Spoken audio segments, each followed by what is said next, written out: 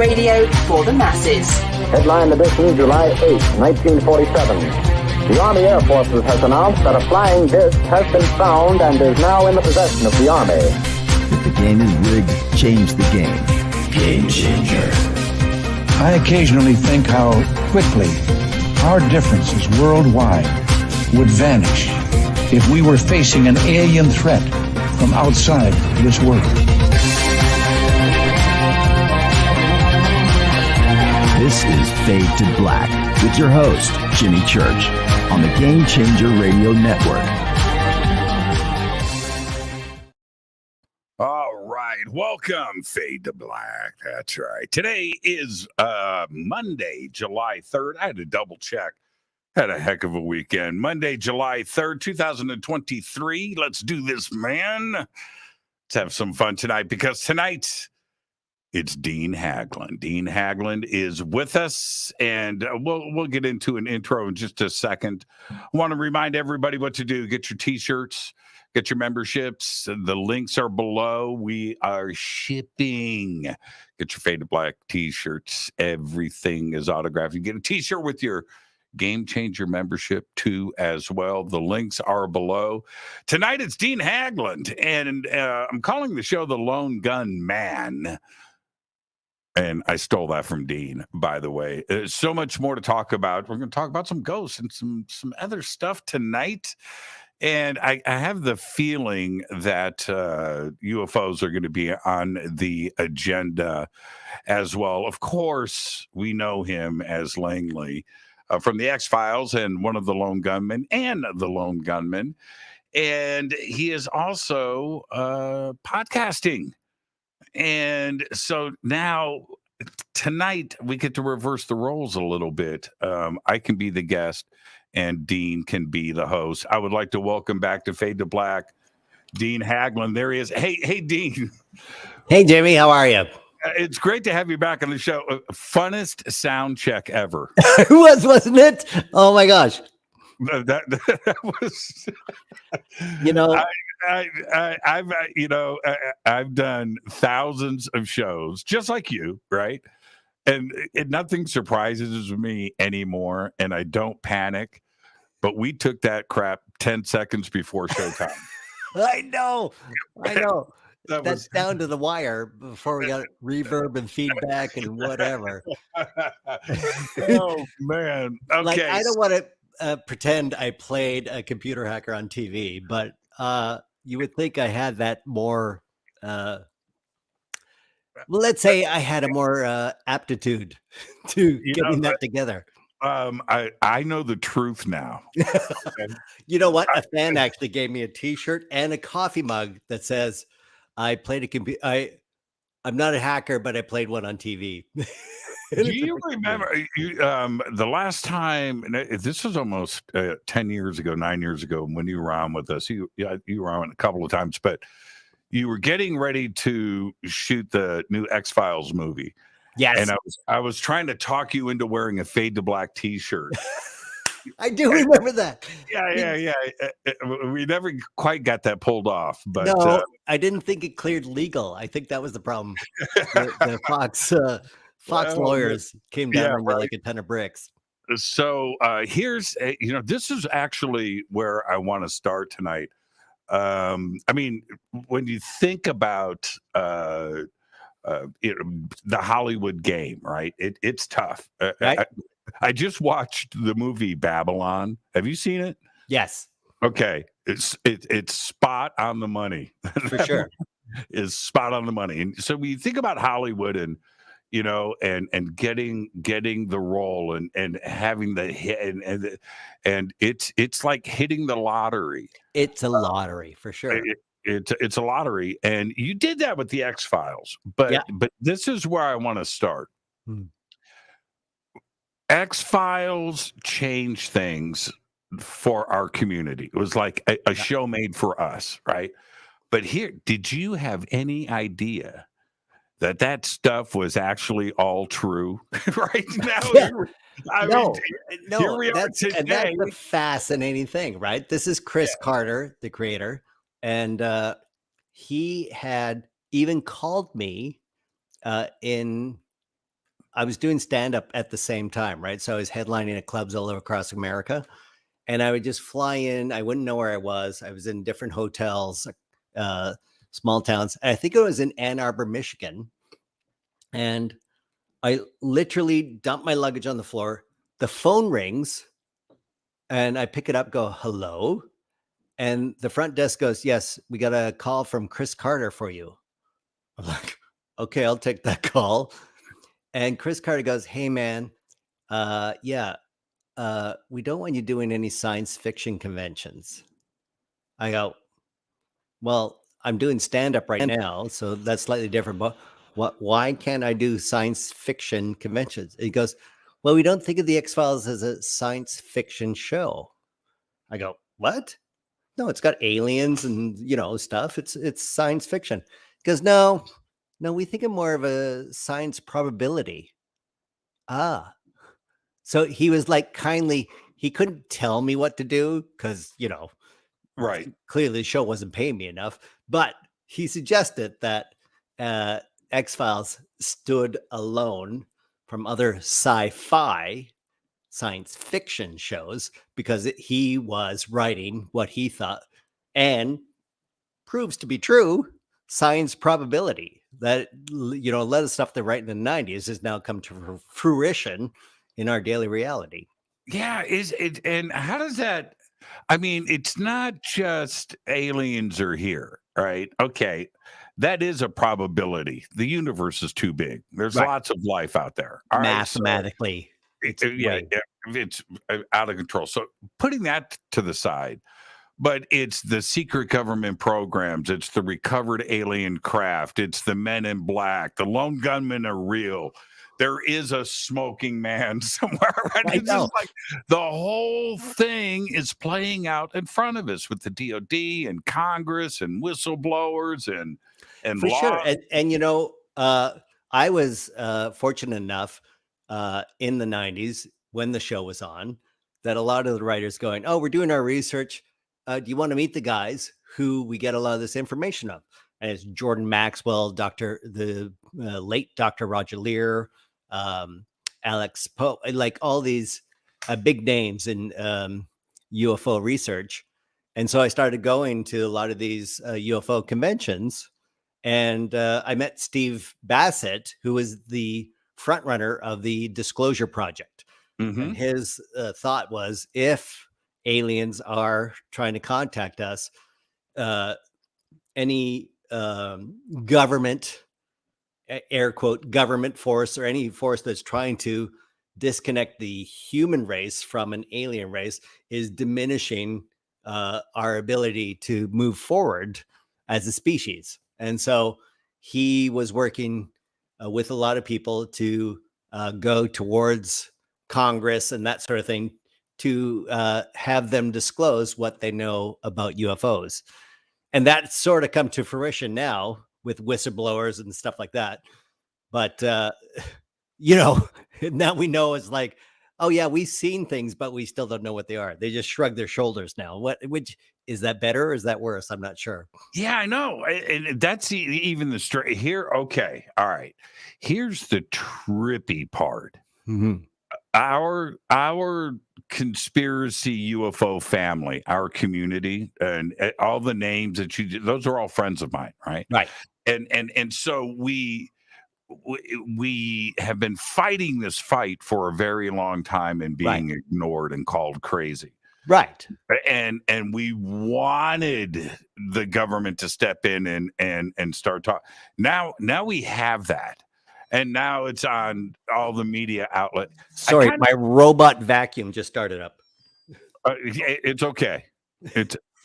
Now it just stopped. Okay. I'm just saying, when we get to the ghost part of my show, we're going to talk about that robot vacuum. That's terrible. I can't wait. I just moved into a haunted house, by the way. So we'll talk about that. But I kind of miss the old days when it was our little thing. Right.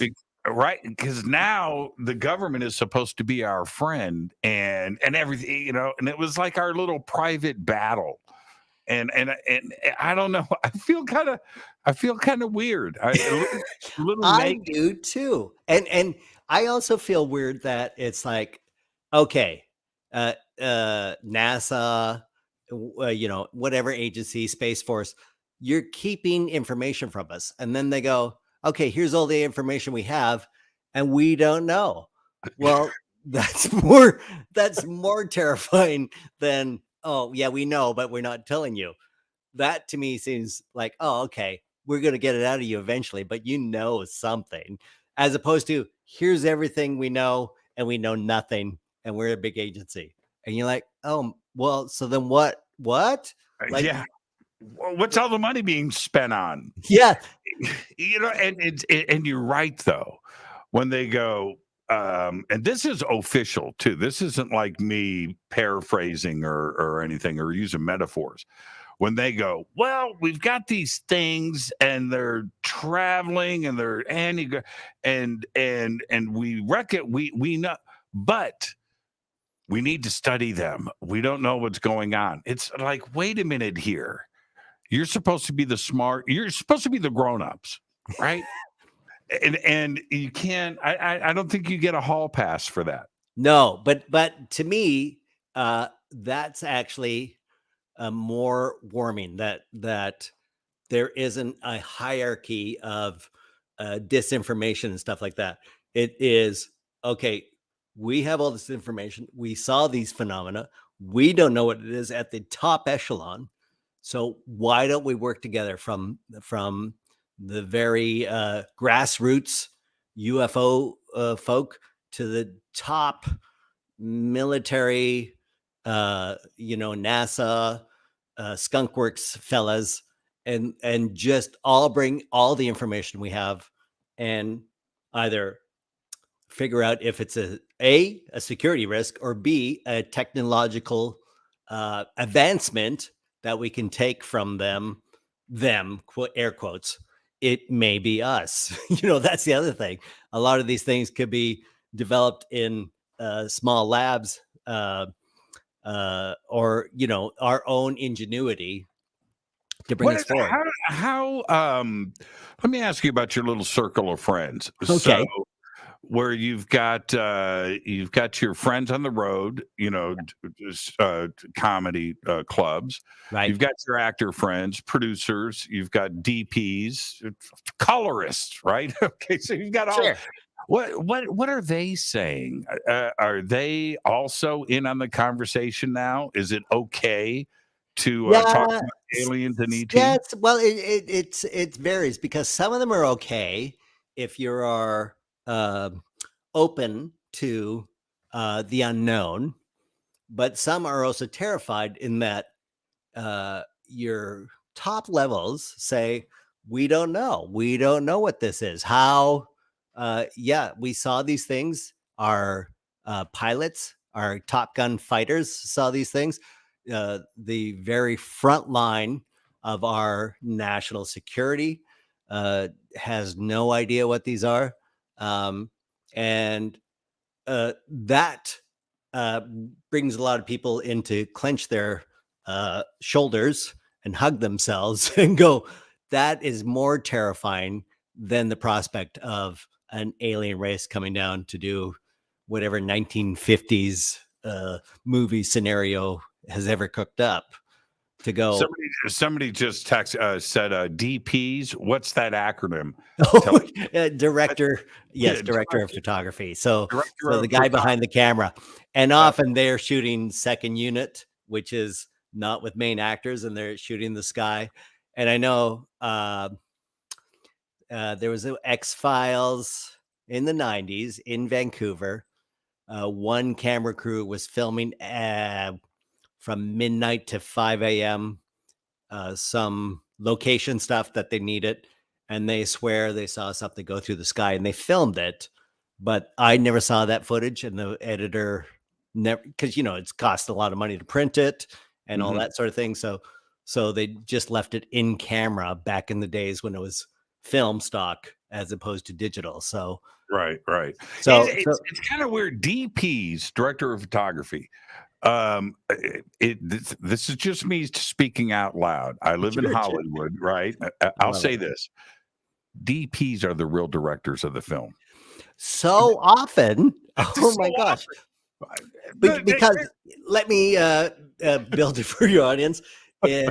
You're in a set, let's say the Lone Gunmen office, right? We have computer equipment and we're in a tiny space, Right. and the camera's right here, and the DP is sitting sort of on a chair right beside that camera. The director is in another room watching everything on 3 or 4 monitors, what we call the circus. So there's director chairs and stuff, and you have the script supervisor and makeup people, and they're all in another room, completely kind of disconnected from the performance that's going on with the actor.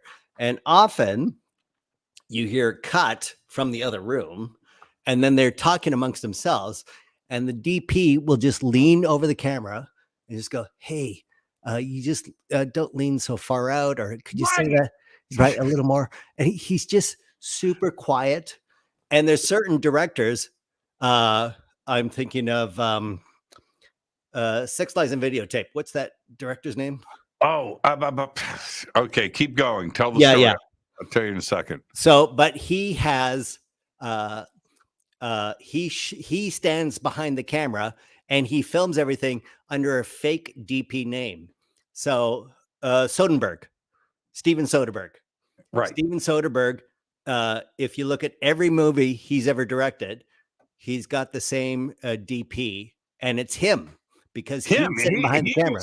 He was the DP for so many other film with other directors. I mean, he was like the DP for hold on. I'm going to pull this one out of my I think he was the DP for Men in Black. Oh, yeah. That's right. So he would do a lot of these things specifically because he knew that that your connection to your actor is basically that piece of lens glass. And if you are as close as you can be to that actor, you will get the performance you want. If you're sitting over in another room watching it on a monitor while you're lounging in your director's chair, it's going to be a bit of a haul to get you to connect to the actor, to get him to do the performance that you are seeking. So he is one of the few directors that actually is his own DP under a false name because of Director Guild's Association Union rules. Can't double dip. You can't double dip. You can't double dip. So he has a fake name, and apparently he takes all the money from one of them he gives all to charity. So right. It's either the directing or the photography work. I wonder if he has another agent that negotiates for his fake DP name. Oh my gosh, that would be fantastic. Steven Soderbergh, we know you retired from directing, but we'd like you to lens this sitcom. I can only imagine. The reason why I bring this up, and we'll get off of this in just a second. It's just amazing times we're in. Dave Chappelle's last Netflix special. So you know, I love Chappelle. Yeah, for sure. Is that the one he filmed in Ohio in the backyard of his? No, this was. You know what? Don't make me get. Oh yeah. No. The one after that, it was back in a theater, right? Right. He goes, so I'm locked up in a hotel room, COVID, and I'm in quarantine, and I started watching YouTube videos about aliens and UFOs. And he goes, aliens are real. And it was just a funny thing. Now, see, again, in our community, keeping it when Chappelle says that, now that's going out to 20, 30, 40, 50 million people. Right. Now, that's the secret's out, right? It's no longer our private little thing.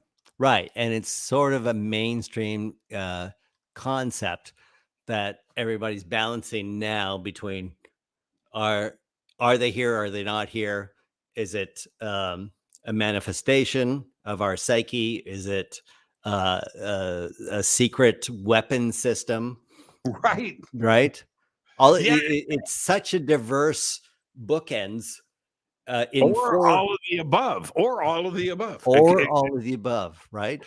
Because that was Jordan Maxwell's theory was Lockheed Skunk Works were making anti-gravity devices that were cigar shaped, right? And so any cigar shaped UFO you saw was ours. Basically, it was an advanced weapon system, top secret. They're testing out in the field, and you saw that. Are you still in downtown LA? I have two places now. So I'm talking to you from Michigan, actually. Oh, okay. Detroit, Michigan. But I am still in downtown LA half the time of the year. Right. And so I'm only asking because I'm doxing you. Okay. I'm just going to tell them is that I now live in Palmdale, and Skunk Works is 1 mile from my house. No way. Oh yeah. And I'm going to tell you, next time you're in LA, come on out. We'll sit in the backyard and enjoy the show. It's trippy, man. Oh yeah, it's for real. Well, yeah, and technologically, I mean, we know stuff about quantum mechanics. Physics is always advancing.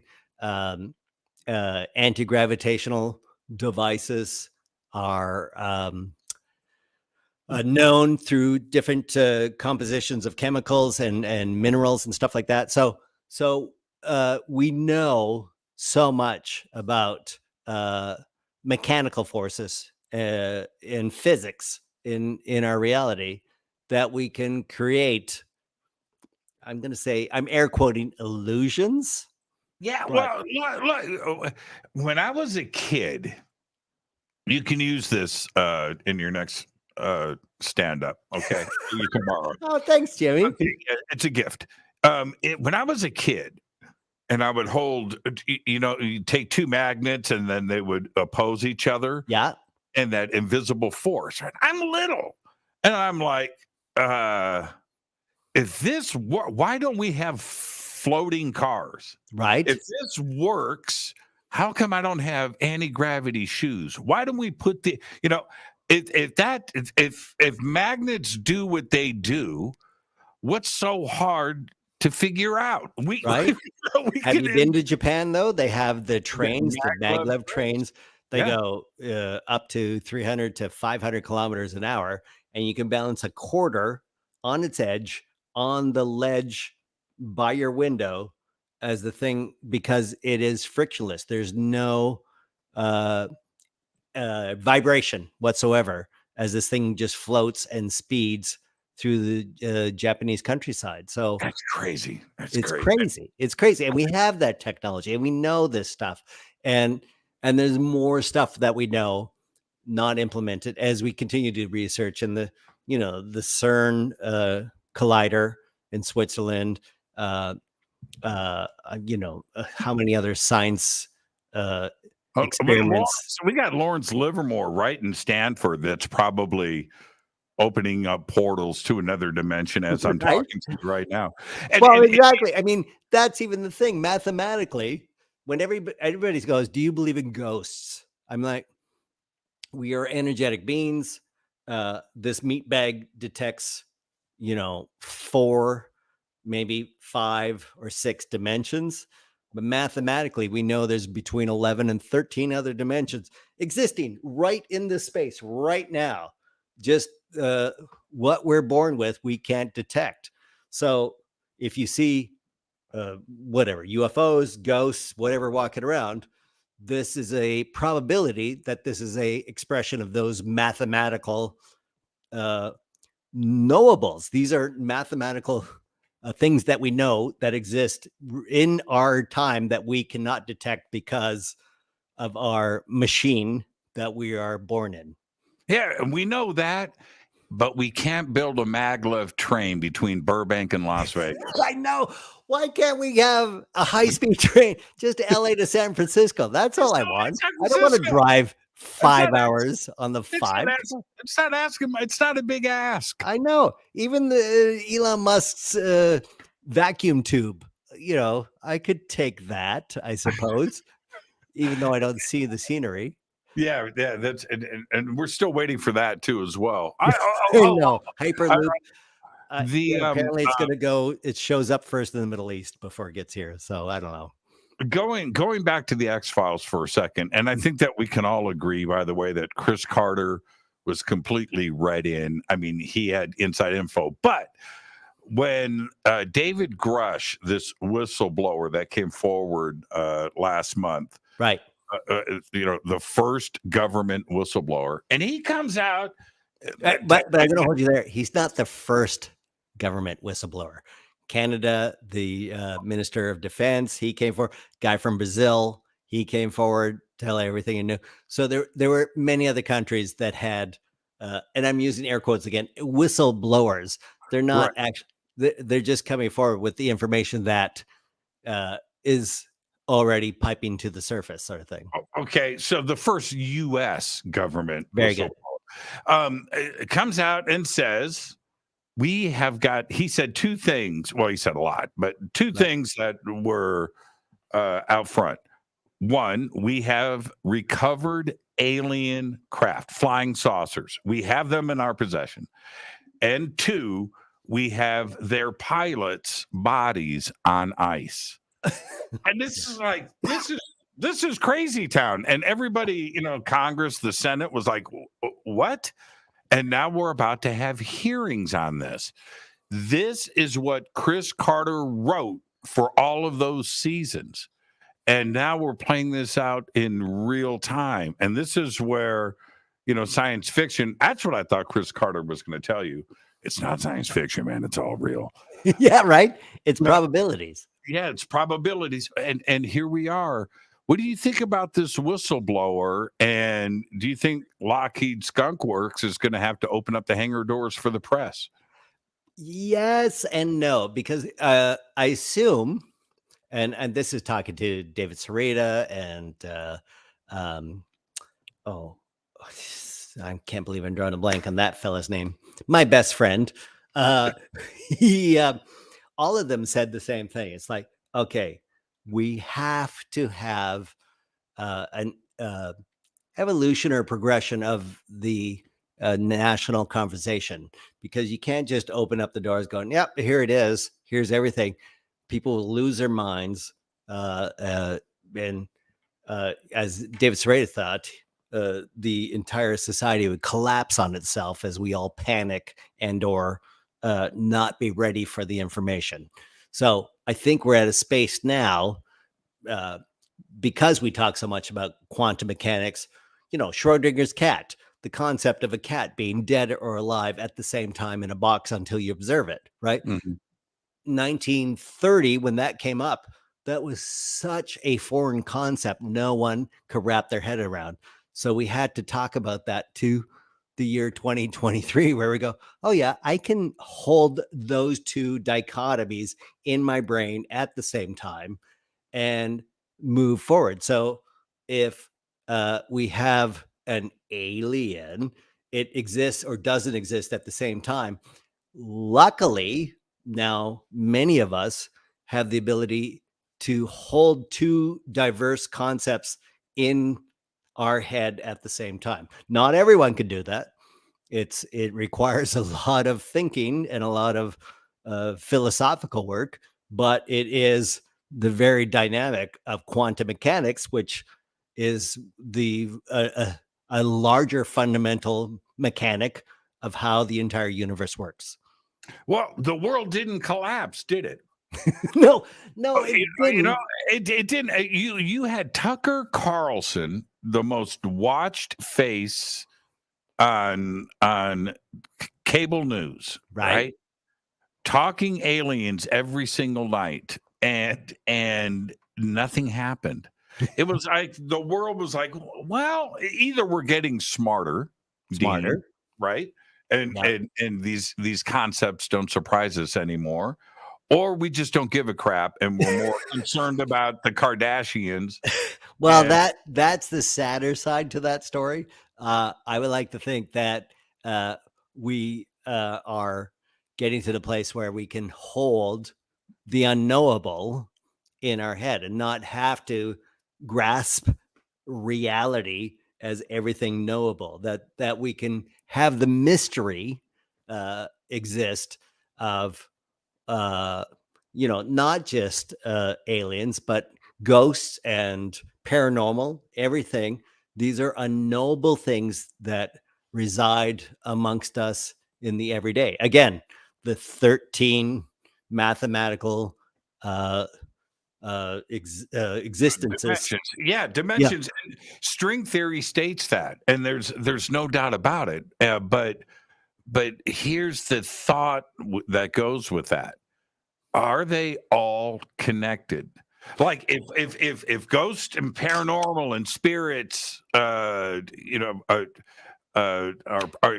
proven and confirmed. I live in a haunted house. I know they're real, but I want to hear more about that, by the way.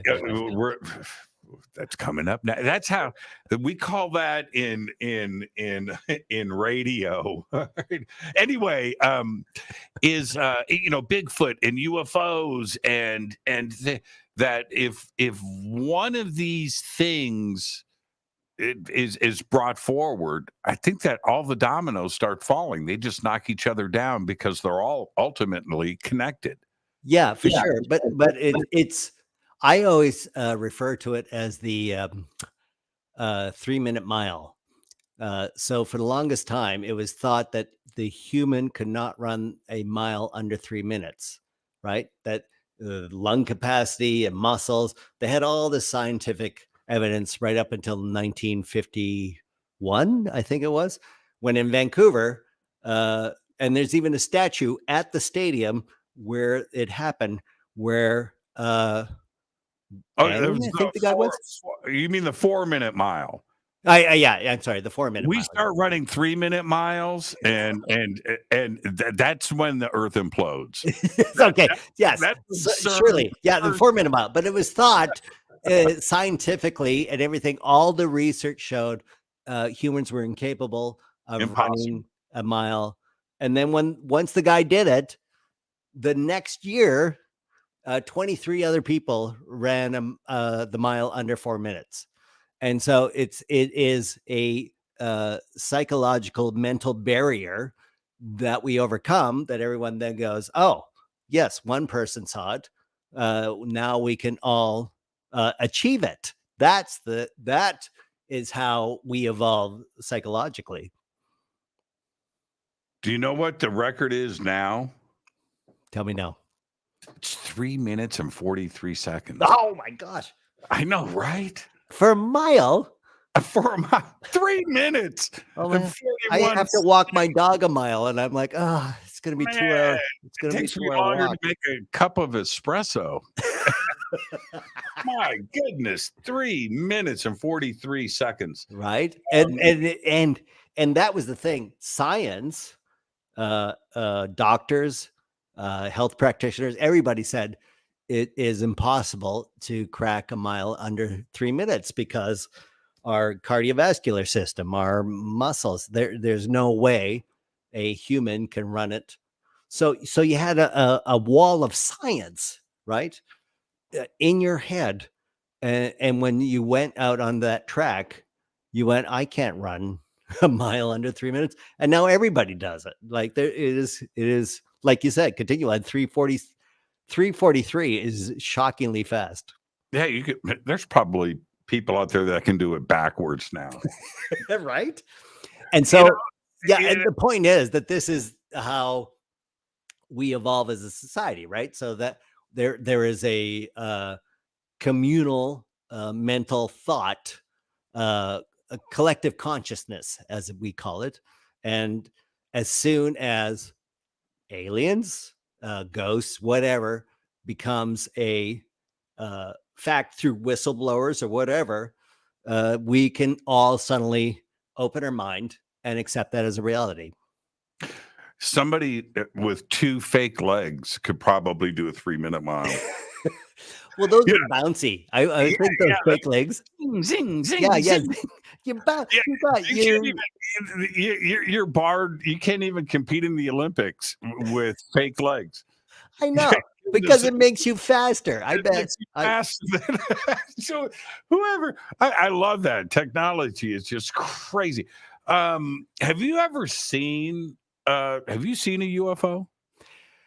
Well, here's the problem with that. I'm not going to answer yes or no because I was on the X-Files. So if I go, yeah, I saw him, then they go, oh, Dean misses the X-Files so much. He's now seeing things in the sky. Oh, bless him. Oh, he's losing his head. At the same time, if I say no, well, I've seen things. I've been taken by leading researchers to Yakima, Seattle, and to Sure. places like that. And seen things, but I'm not going to document it. I'm not going to talk about it because then it's like, oh, he's in denial or he's gone crazy because he's off the show. So I'm still waiting for that. Dean, you're talking to me. I will get it out of you. I will get the whole story. So what was it? Was it? Do you think it was lights or do you think it was a physical craft? So have you been to Yakima, Seattle? I have. That's a major spot. Yes, it is. And there's a campsite where they say you will have a 98% chance of seeing something in the sky. And so I was in that 98% projectile, but you see satellites up there, you see lightning bugs, you see all sorts of ships or planes landing at Seattle Airport at SeaTac. So what I saw defied normal blinking green, red light, left, right, starboard, and all of that sort of thing. But am I gonna check off my bucket list saying I saw a UFO? I'm gonna hold off on that. Yeah, I get it. I've had a couple of things that I can't explain. Right. That I've seen. I've seen thousands of lights in the sky. I've got night vision. I'm always going out, and I've seen a lot of strange things. But I've had a couple where that ain't us. Okay, Right. so I've had that situation. But on the other side of the fence, have you ever seen a ghost? Well, okay. So normally if I see a ghost by myself, it's did I have one gin tonic too many? Am I sleepy? Am I projecting? Oh, I miss my grandfather, whatever, or sort of thing.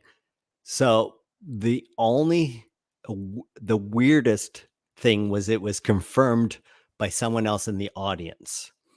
And this was in Springfield, New York, where I was presenting a documentary that we did called The Truth Is Out There, which I had a film crew follow me around for a year in the year 2009 as I went to all these conventions and UFO conventions, and Dr. Roger Lear's in it, and Jordan Maxwell and Roger Dean and all these big names.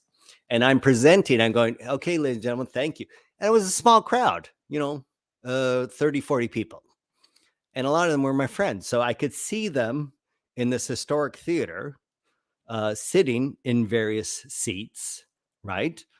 And as I'm going, okay, so I hope you enjoy the show. It's in, 35 millimeter. It's color corrected, blah, blah, blah. And my two friends are in the back row on the right side. And I see a guy walking down the right side looking for a seat. Even though there's plenty of seats available, he's coming down to the front row. And I go, okay, enjoy the show. I turn this way. And as I glance, he continues walking away from the first row, and the stage is raised, right? So I'm about 5-6 feet up, and he walks directly into the stage as I walk off stage left. And I go, why did that guy not sit in the front row? And then the movie plays. It's a 2.5-hour movie, a documentary. And then I go back to my friend sitting in the back row. I go, who was that guy just seconds before? And they go, yeah, we saw him too, but we looked at you walking off to the right, and it looked like he just walked right into the stage And disappeared. And so it's the only time I've had a confirmation of a ghost seen from behind and from the front by friends I trusted, going, yeah, we saw the guy walk down the aisle. We thought he was going to sit in the front row. And then we turned away to watch you leave the stage. And when we turned back, he was not in the front row. He just disappeared in the stage. What do you do with that? I know that, to me, is the ghost sighting that you want, because it's not, oh, I see something down the hall, or I have a heat register, or I'm using my K2 meter, or any of that. It was, and there was two people there. So both of them saw it in the back row. So it was my two friends and myself confirming a gentleman walking down the aisle and not taking a seat, but disappearing into the stage. How does that make you feel? I mean, is it, is it something? I don't swear on this show. I don't. But it's got to be a situation where you go, you mean this shit is real? It's okay to trip on and fan, but I don't need confirmation. You know, what do you do with that? How did you feel? Well, I felt that it brought to the fore the energy of why that guy came to this actual screening. Was my openness. My friends, they're also into ghosts and UFOs and all that sort of thing, which is why they were there to watch this documentary. And did we manifest it because our energy was open to it and this guy could appear? Or was this guy lost in a multi-dimensional universe, 13 or 11 to 13 dimensions that we know mathematically exists, and he is just wandering around trying to find a seat to get out of there? Both scenarios are tragic, theoretically, but it allows one to have a mindset that there is more to our 3 to 4 dimensional universe than we know. And so I can hold that, my background is improvisational comedy. And when you improvise, you go, I have no idea what's the next line out of my mouth, but it could be this line, it could be that line, depending on what the other person says. And so I am open to a myriad of possibilities for the scene to go forward. And this is why I think everybody should take an improv comedy class, because it allows your mind to expand beyond this is this and that is that, and this is a linear path that I'm taking, as opposed to go, there's many realities around us. And improv comedy is a way to explore that. Do you remember? I don't know if they have it here in LA anymore. Comedy Sports. Yes. Okay. Yeah. So I was the guy. I used to go all the time, right? And I was the audience member that would it's all this interaction, and you're giving the suggestions. And I would always do aliens, UFOs, little gray men, Mars attacks. I would throw and the comedy about aliens in improv is awesome. It's so awesome. And this is the joy. I still do corporate shows where I improvise X-File episodes, believe it or not. And here, now that I live in Detroit, there's so many car companies that need entertainment. I'm busy all the time. But the ability to amalgamate random information like aliens or UFOs and stuff like that is part of the joy of performing improv comedy. You have no idea what your input's going to be, and so you're open to all randomness. It's randomness. And so when I see UFO whistleblowers and when I hear about ghost sightings and stuff like that, to me, the randomness of it it brings it actually grounds me more into the story than if somebody goes, this happened, that happened. It's a straight line. I'm not going to entertain anything outside that realm. And here's the thing, though. You, especially, I don't think there's anything more athletic than the brain working in improvisational comedy. It's one of the most. I just admire it. I appreciate it. It's the toughest thing in the world, and when it's great, right? Right. But you also have a really good judge of character of other human beings. You guys you're too fast. And so when somebody like David Grush comes forward, you know what improv is. You know what BS is. My gosh. Right? When you're watching him say these things and you know about his background, do you feel like he's telling the truth? For sure. Yeah. That's the plus side of improv interaction is that when it's genuine, and when somebody's like building a scenario or a wall or something to present forward, because that will collapse within 3 sentences if you are actually improvising. Right. It's just exactly my point. You can't keep that.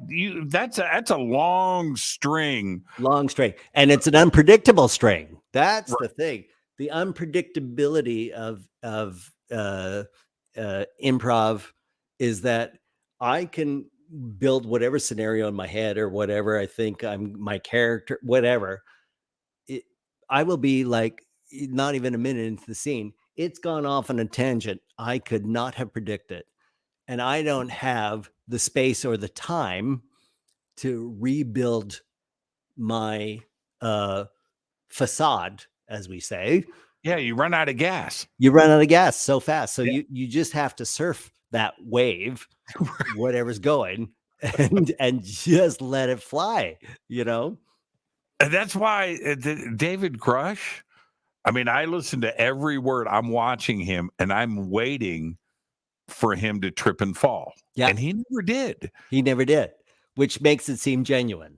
Yeah. Yeah. And I think, and that's what I appreciate now in the UFO world, is that a lot of the people coming about, and I don't even think I'm never using the word whistleblower on this. I just think it is now the freedom to express what you saw, what you experienced, a Tic Tac flying faster than an F-16, whatever. Right. Before, you would land your plane and you go, oh my God, I saw that Tic Tac going Mach 7. How did that? And went in the ocean and went up. I'm like, oh my gosh. And everybody goes, yeah, ixnay on the talking about that. Now they go, yeah, go ahead, talk about that. And nobody's whistleblowing per se. It's just that the barriers are down for you to express what you saw, whatever phenomena you saw. And it's just now nobody has an explanation for it, which is more terrifying or less terrifying. I'm not sure. I remember when I first saw your documentary, and that's the last time we talked, wasn't it? Oh no, maybe we talked after that. It was after that, but it's so many researchers that are in that documentary are no longer with us. I know. And here we are in these magical moments where we are right on the edge of something about to blow open, right? For sure. We're right there. And this is everything all those people predicted in that. They worked. Their entire lives were dedicated to this. Yeah. And they're not around to hang out with us. Jim. I know. I think about Dr. Roger Lear. Lear and Jordan Maxwell. Yeah. You know what I did to Jordan? I'm going to share a quick story with you. Okay. I don't know if I know this story. Do I? This is 2 years ago. Okay. Right before he died. Okay. So I'm hosting a conference. I host all the conferences. So I'm hosting this conference, and he's there. He's in a wheelchair. And so I have like an after party at this casino next to the pool. I rent a cabana. I have it catered, and I've got like 30, 40, 50 people. Jordan, he's there in his wheelchair. Yeah. And the manager of the hotel comes up. He's got 3 security dudes.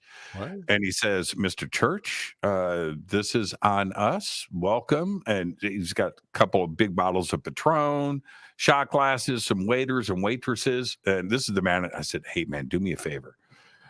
See that guy over there in the wheelchair?" And he goes, "Yeah." I said, "Okay, go over there with your security dudes." These big dudes, right? And Oh, no, you didn't. And card him. Oh, my gosh. I go right up to Jordan and said, "Excuse me, sir." And, Jordan's like, "Yes? I need to see your ID." Oh, man. I got it on video, man. Oh, my gosh. I got it on video. If you look at the Truth Is Out There documentary, we were driving to Laughlin, Nevada for a UFO conference. I had Jordan in the back seat, and he said, "Whatever you do, don't get pulled over by the cops." And I was going 98 in a 50 zone, and we got pulled over. And his assistant was driving the car behind us, and the registration and the paperwork, of course, is Jordan Maxwell. It was so obscure. He had a file this thick to show the police officers how the car was registered in another. I didn't even follow it, right? And he was so he's standing there, and we filmed it, and he's like, explain, "Okay, so the car's registered in Nevada, but I live in California." And it was like it. And I was like, "I'm sorry, Jordan. I'm so sorry that I was speeding through the desert of California on the way to Nevada." And he laughed it off. And the cop recognized me from the show. So he was like, "Oh, hey, I know you. Hey, man. Hey, no ticket. Off you go. Yeah, don't go so fast." You gotta love that when it happens. When I first moved to California in the mid 84, 85, Right. I'm living in Pasadena at the time. And I'm talking UFOs with somebody. I'm a kid, I'm 21 years old or something. Right. And this guy goes, "Hey, man, I got these videotapes. You got to check it out. It's this dude named Jordan Maxwell. And he speaks at bookstores and libraries about the Illuminati." Oh, yeah. I'm like, "Oh, dude, what?" I get these videotapes. And I talked to Jordan about this, so many years later. He goes, "Yeah, I would speak. Nobody would let me, but I would do bookstores, and I would do libraries. I would speak wherever they would let me, and people would tape and then share these videotapes." And Jordan freaked me out of my mind. I was 21, 22. Wow. And him doing all that symbolism and the Illuminati stuff in the mid-80s. And even why judges wear black cloaks. All that stuff. Jordan messed with my head. He was phenomenal. And he continually said to me every time I met him, I'm going to say right up until the last time I saw him was 2014, I guess. He said, "Oh, I got something that hasn't been on tape. It brings all my research together."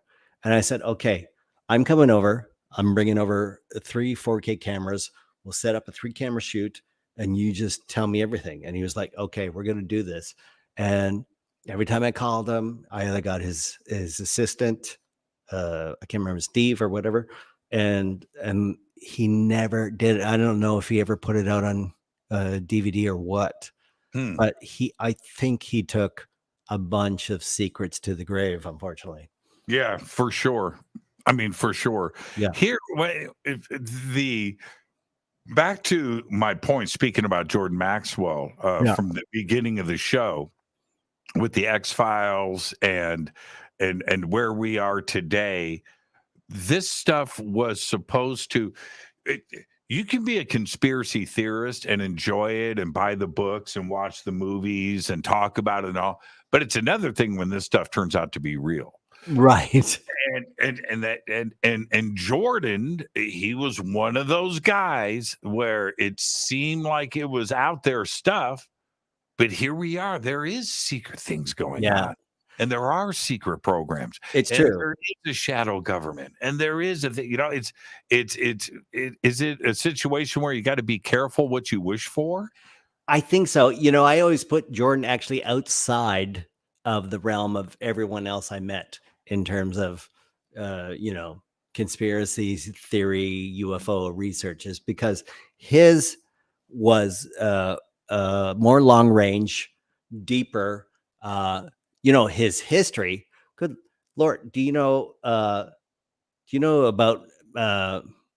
the makeup artist Max? There's a museum right downtown Hollywood and Max Factor. Max Factor. Do you know the Max Factor story? I do. Yes. And do you know Jordan's relationship to the Max Factor story? I do. Yes. So for those who are not aware of it, John Factor was a lieutenant of Al Capone. And John Factor got sick of all the violence in Chicago and said, I'm moving to Los Angeles. And his brother said, I'm going to move with you too, Max Factor. I'm going to come too. And then they move, and Jordan married, or his sister. His sister, yeah. Max Factor's sister. And when Max Factor came to Los Angeles, goes, well, what am I going to do? John Factor goes, hey, you know, all those gangsters that got shot and then you did the makeup for at the funeral, you made them look really good. Why don't you do makeup for all these movie stars in the same way? And because he did makeup in real time as opposed to black and white cinema, which was, you know, pancake flour and super dark eyeliner at the time, he made it more natural. And then all the Hollywood legends of the time, the Greta Garbos and stuff, said, oh, leave it on. I'm going to go to a movie premiere tonight. That's how Max Factor became famous and a huge makeup line. He was a mobster makeup, you know, cadaver for the funerals. And that brought to Hollywood the glamour. Right on the corner of Hollywood and Highland. Yeah, it's still there. Yeah, right on the corner. Yeah, right across the street from and that Jordan was married to the sister of it. I'll tell you something really funny about Jordan. He knew the Valley so well, and so we went out to dinner one night. He wants to go to his favorite Italian restaurant in Burbank, right? Okay. So we go there, and we have dinner. I'm driving. And I met him there, but then I'm going to drive him home. So somebody dropped anyway. So we get in the car and we're going to go from, and you know, the Valley. So we're going to go from Burbank to like Winnetka. Right. Okay. He's way out there. Right. So you can either zigzag down, get on the 101 all the way up to Winnetka, and then head north from there. There's no easy way to get to that part of the Valley, right? Not with Jordan Maxwell. Oh, no. That guy got me across the Valley in like under a 4-minute mile. It was crazy. It turned out so well. He said, like, take Sherman Oaks, go left on. Yeah, left, right. And I thought I knew the Valley. I was like, man, Jordan Maxwell, I miss that guy. I miss him so much. He was just he was a treasure, and he really knew his stuff. We're going to take a break. Dean, let's get that in. Our guest tonight, Dean Haglund. When we come back, we're going to talk about ghosts. Let's do it. And Roombas. We'll be right back. That one just started up. Did you not hear that? That thing started up. Well, we'll be right back. Stay right there. This is Fade to Black.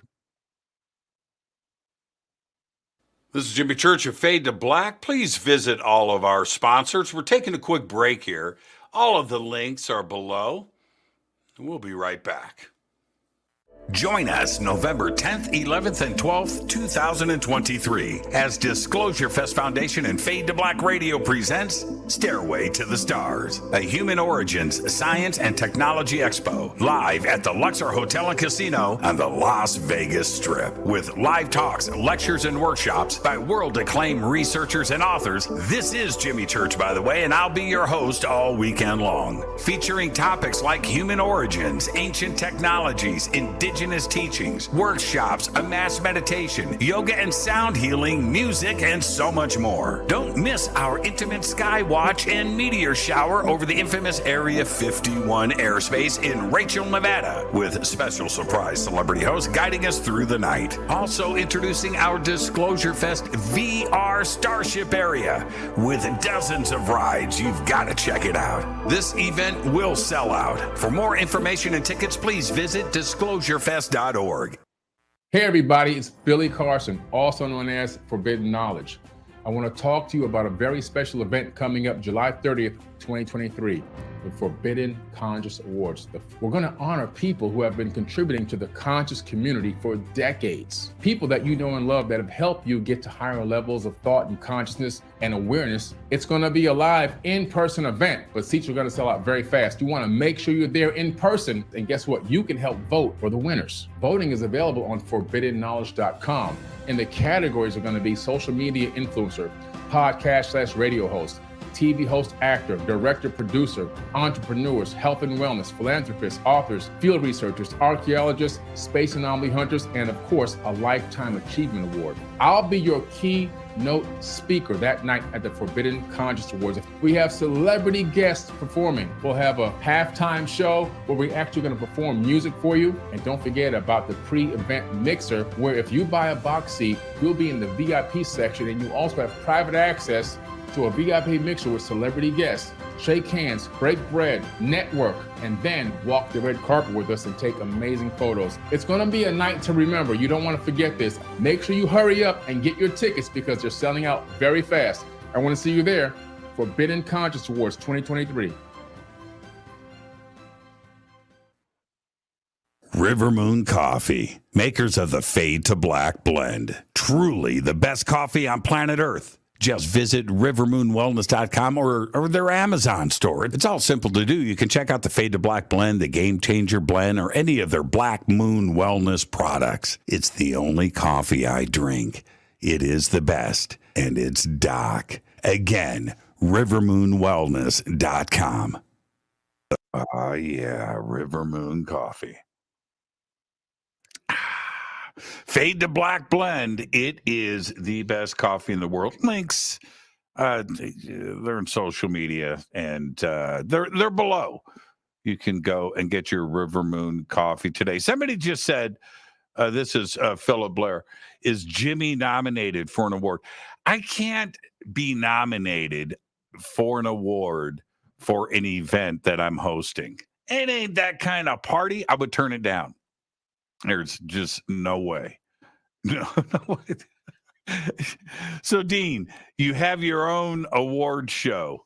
Do you nominate yourself?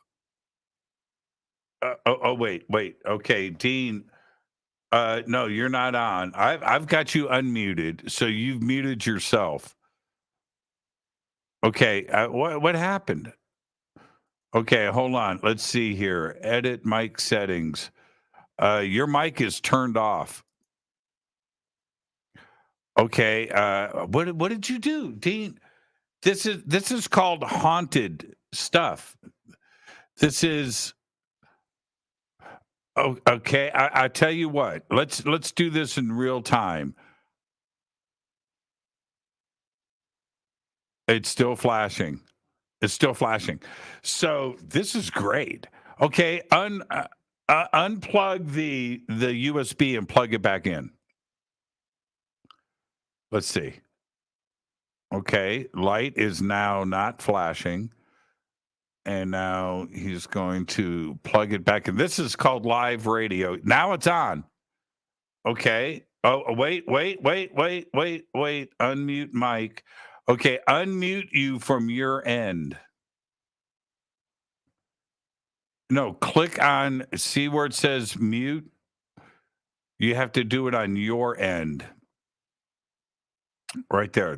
See the little mic icon next to your picture? There you go. Oh, no. I've lost. You're not there. Okay, this is bizarro.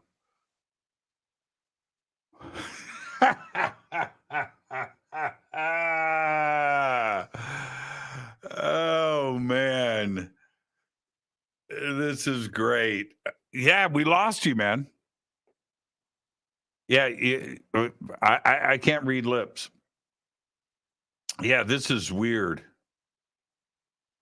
Okay, Dean, I know you're talking, but nobody can hear you. What? Oh, there you are. Now you're back. Why can't you hear me? Oh, okay. I can hear you now. You can hear me now. Yeah, tap on the mic. Go like this. Yeah, it's on. Yeah. So what did you see? That's Ghost, man. Okay. You know what? I do this show here called Scared and Alone. It's a live interactive ghost hunt. We have Courtney Buckley. She's the ghost bait. She goes into a haunted house, and then I'm hosting it. And we have a plethora of ghost researchers in real time directing her into different rooms of the house. And I'm going to say it is the hardest, most terrifying show I've ever done. Not because of what goes on there, but what happens electronically in my space here in Michigan. So she will be in upstate New York or in Connecticut in the house and stuff. And literally that robot right there will just automatically start up and just start back. It's on a schedule. I have the app. I know how to control that thing. And yet when I do a ghost show, that thing will start up.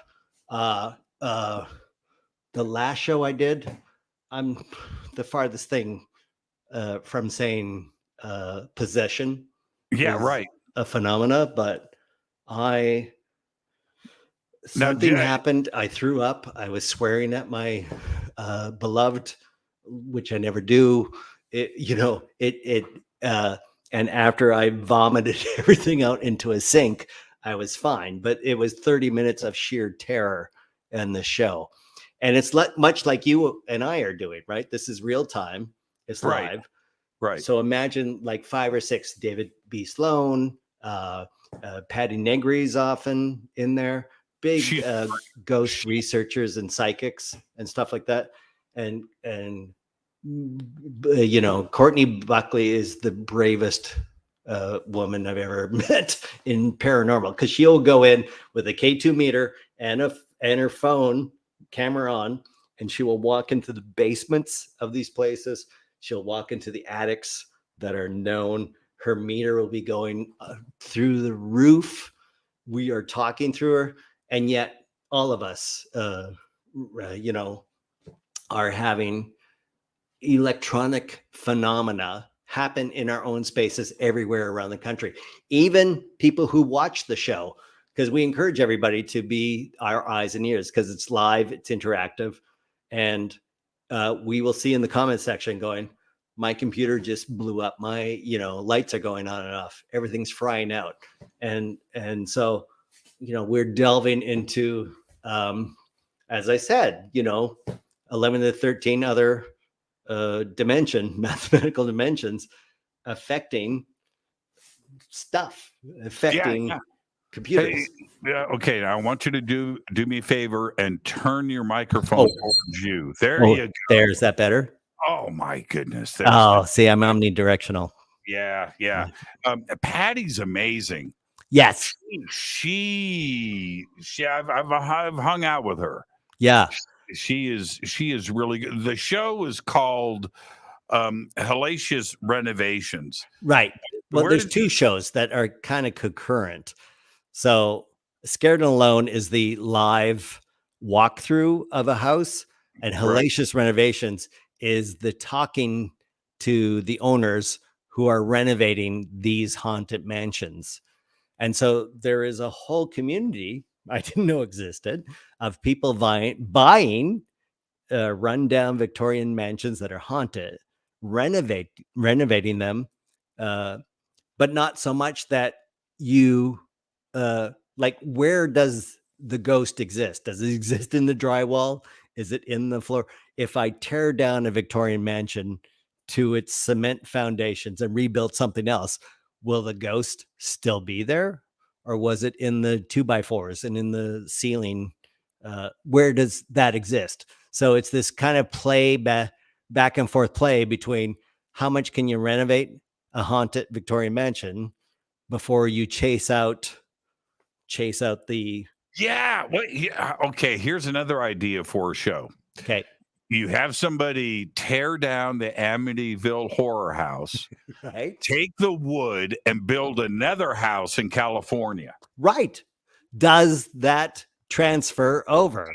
100%. I wouldn't move in. I don't know. I'm thinking it stays in the geographical location, regardless of what wood or plywood or drywall or paint stays there.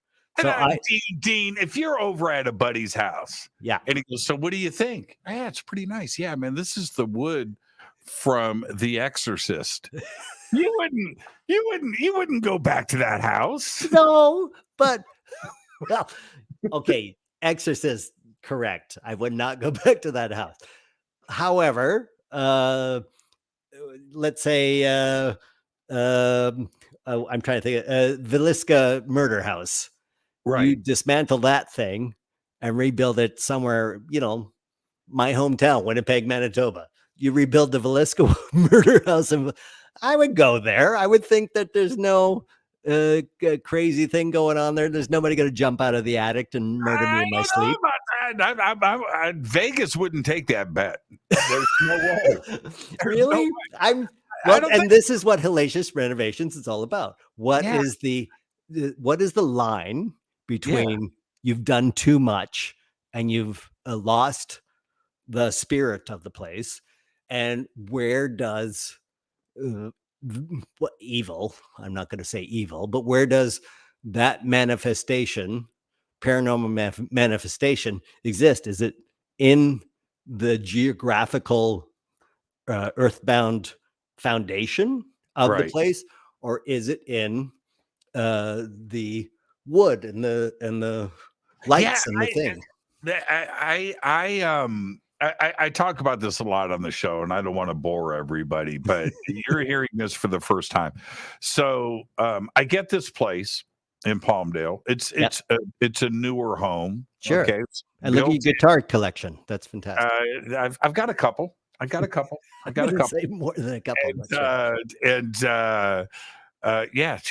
Check this out. See, they go all the way. Look, what? All the way around. Holy. What? And you got hold on. Look. They cover every. Oh my. Yeah. And you should. You know what though? Best part. You should see my bathrooms. Well, covered in guitars and the living room. So anyway, so I move into this place, and it's haunted. It's just like, and when the stuff that started to, okay, so it's more like, I haven't seen like I haven't seen like a ghost. Okay. Right? It's poltergeist stuff. It's stuff moving all the time. And like, okay, in my walk-in closet upstairs, sure, I have this Imelda Marcos tribute shoe collection. Okay. And I have like every pair of Adidas ever made. Okay. Right? So there's 100 pairs of shoes. Sure. Every day, not every day, but every other day, a pair will be in the middle of the floor. Yeah. So I made a deal with the ghost. Okay. And I will wear the shoes that you drop on the floor.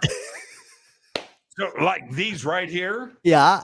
These Adidas. These on the floor this morning. No way. Oh yeah. Are you insane? So you're And encouraging the so, poltergeist. but what's the alternative? To get scared or to freak out or to give in or to tap out? No. Wow, that's a good point.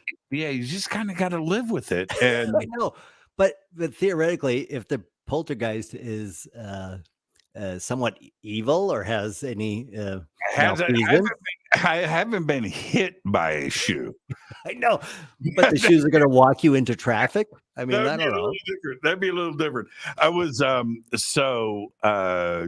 in bed. It's like midnight. This happened a few times, but this is like the first time it happened. So I'm in bed and I'm reading. House is quiet. Sure. And I hear, off to my left is the bathroom, and then the walk-in closet is inside of the bathroom, but it's about 20 feet away, right? Pretty good distance. And I'm in bed, got my iPad, minding my own business, and I just hear boom, boom. No. And as on all that I love, I say out loud, I'm not getting up. I'm not going to walk in there and no. I'm going to wear whatever you picked out in the morning. I'll check it out when I get dressed. Yeah, in the morning. And so, now because this is a newer home, right? It's not Victorian. It was built in the 80s. Oh. And so is it the land? I've kind of talked to my neighbors a little bit. Anything weird go on? Any Amityville horror stuff? Anything? No. So Indian burial ground? Are you on top of a? I've tried to do a little bit of research. There is some of that in Palmdale. This is the Mojave Desert, named after the Mojave Indians, right? Okay. So, but that's all like 10 miles north of me. Okay. So where I'm at, but that doesn't mean, that these are facts. I know, but now we live electronically. You and we're chatting through internet and wires and, electrics. And a lot of that energy seems to travel, because what I discovered, unfortunately, doing Scared and Alone, a live interactive ghost show, is everybody. David P. Sloan, he's in Key West, Florida. Patty Negri, she's in California. I'm here. I'm doing the show from Michigan. Courtney, we're all across the world, and yet each one of us is affected electronically and physically. That's the weird thing. The last show, in fact, why we haven't done a show in so long, was all of us were much more affected physically than electronically from the other shows. I get it. The vacuum robot.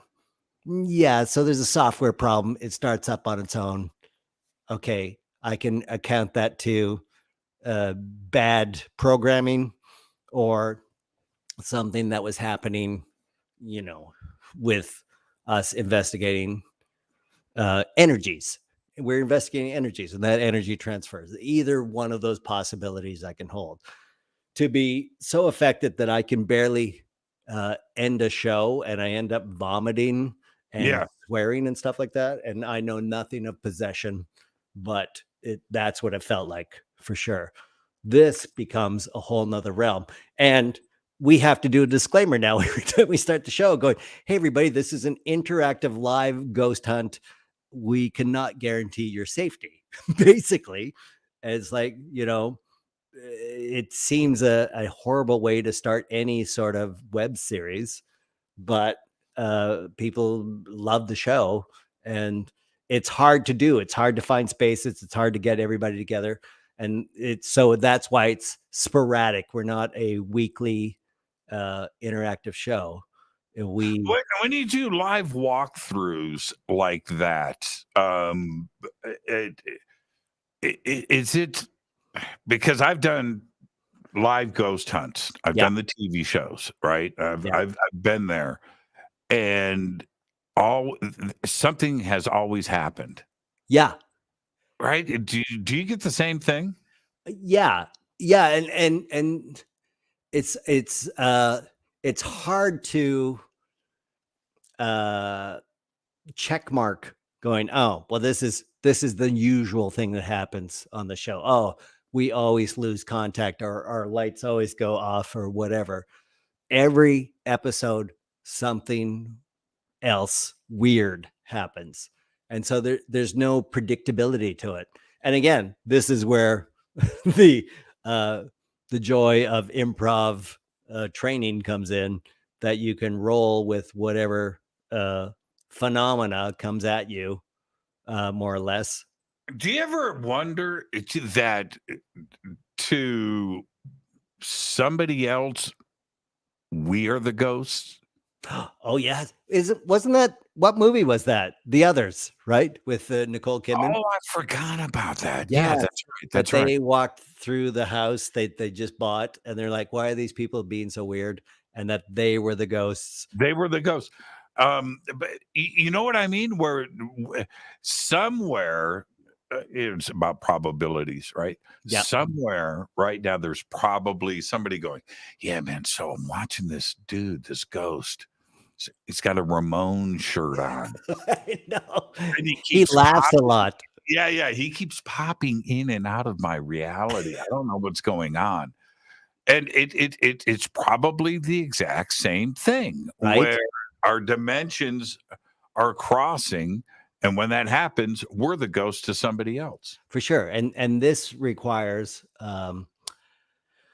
thinking about how concrete this reality is, right?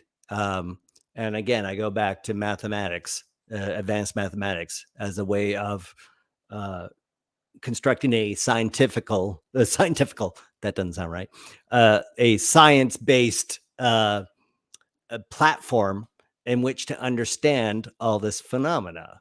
And it requires flexibility, in the head, for sure. And it is a lot to grasp.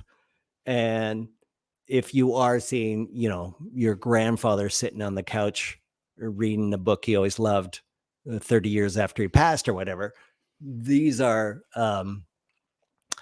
not just something you can just tuck away in science. It becomes emotional, and it becomes, other aspects of energy that exist amongst us that require a bit of grounding, for sure, to do this. So Do you think I get asked this all the time? yeah. Why are ghosts always modern? Why don't we see ghosts of dinosaurs? Why don't we see ghosts of Neanderthal? Oh, Right, of cavemen. Right. And well, maybe What Sasquatch ghosts- is a ghost. well, are they No. modern? Because I've seen, we a lot of our investigations are in houses from the 17 and 1800s, and a lot of those entities that seem to show up in the show seem to coincide with people who died there, 1820, 1850, that sort of thing. So not so modern per se, but within the last 300 to 400 years, for sure, or further. Yeah, I agree. How come there's no ghosts from the bubonic plague, the Black Death that wiped out millions of people? All of a sudden, you'd think those people will be wandering around. However, there's certain ghost hunters, Chris Burns and stuff like that, that will cross over these entities, right? They will tell them specifically, you are stuck. You're stuck in a reality here. You can let go. You will know. And he crosses them over, and suddenly your K2 meter goes off. There's no more visitations, no more sounds. Air temperature rises back to normal, all that sort of thing. So Yeah, that makes a lot of sense if you think about it, because here in the United States, what do we have that's old? The first Right. the first McDonald's in Pacoima is like ancient to us. And the I'll be here all week, by the way, try the veal. But over when you go to Europe and the United Kingdom, now you're dealing with a culture that is a couple of thousand years old. For sure. We don't have that here. No. I can joke about the oldest thing that is in LA. I mean, I guess that would be the In-N-Out burger in Eagle Rock. But I remember that McDonald's, the first McDonald's in Pacoima. Yeah. Visiting that. and I lived in Sydney, Australia for 4 years. And the history of that city is in the year 1788. The 12 boats came in full of prisoners. That's it. Yeah. It's only 200 years old. And and they kicked them all out. And they didn't realize they're on the other side of the equator.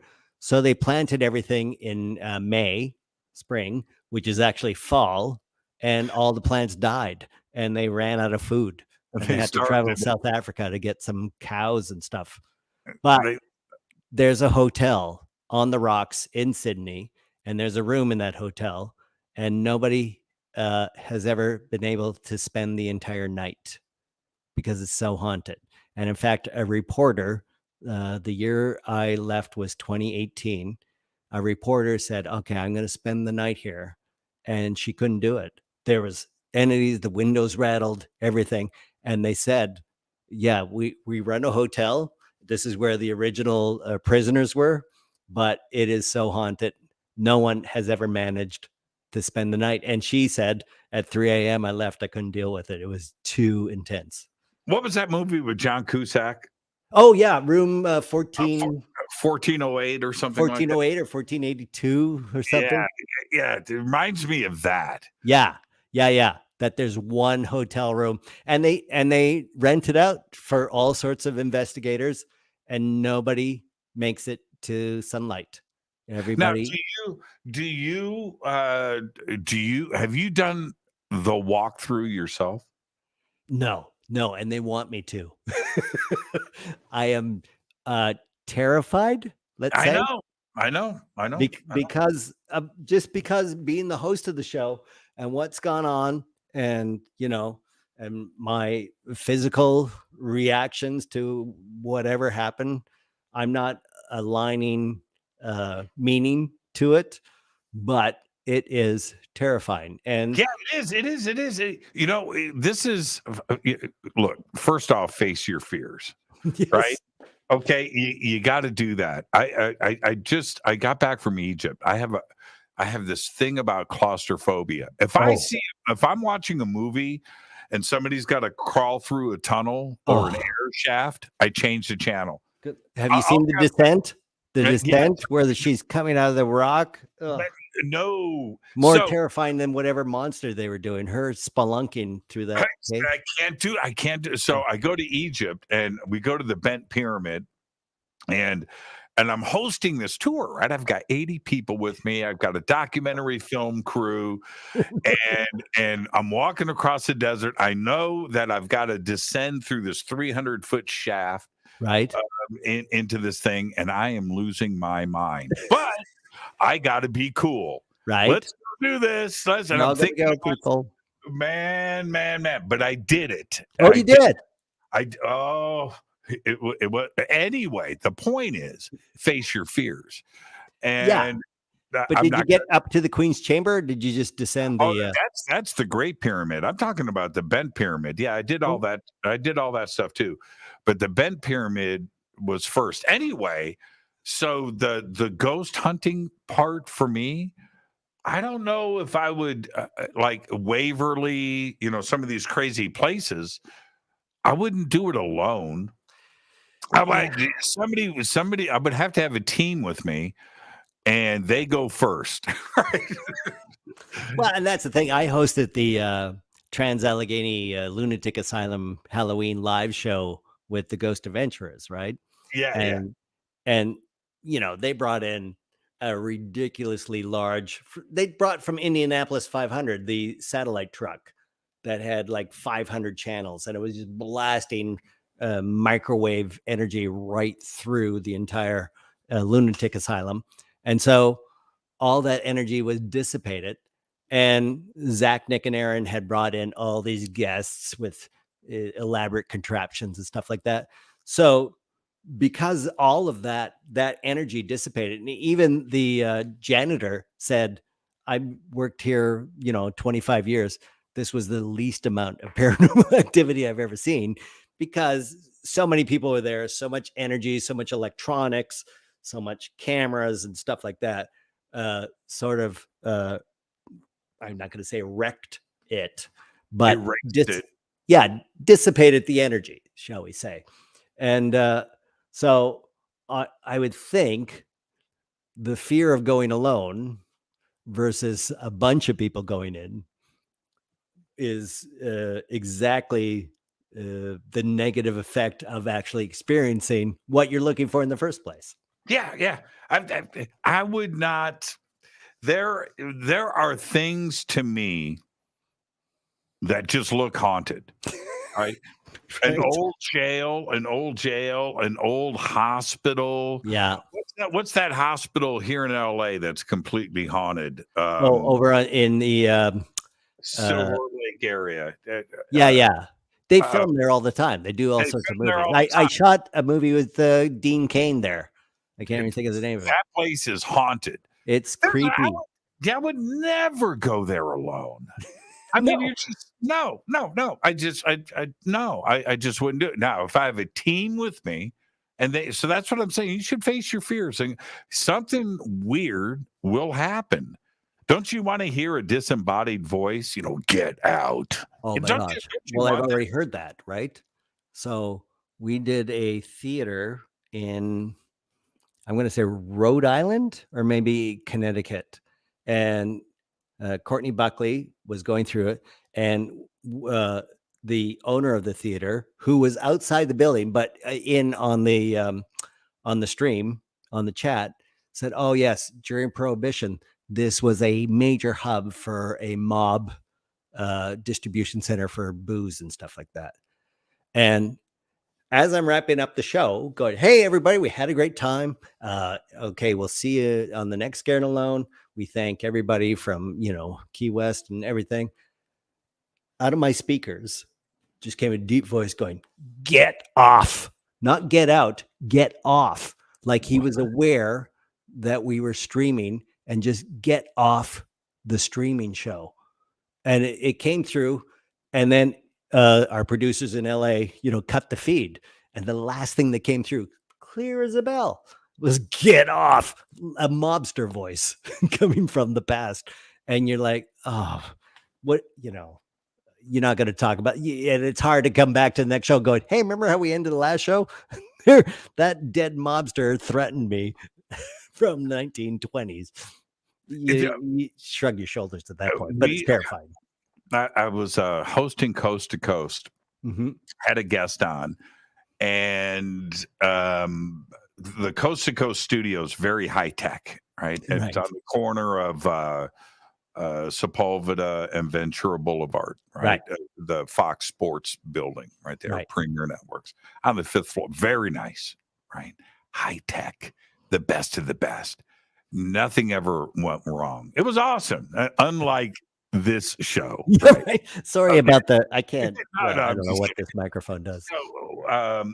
So I've got a guest on, and in the studio, as you can imagine, right, I've got people, there's the engineers and producers and glass and lights and, all the stuff. And so I've got my headphones on and and I hear in my headphones somebody say, get him off the line.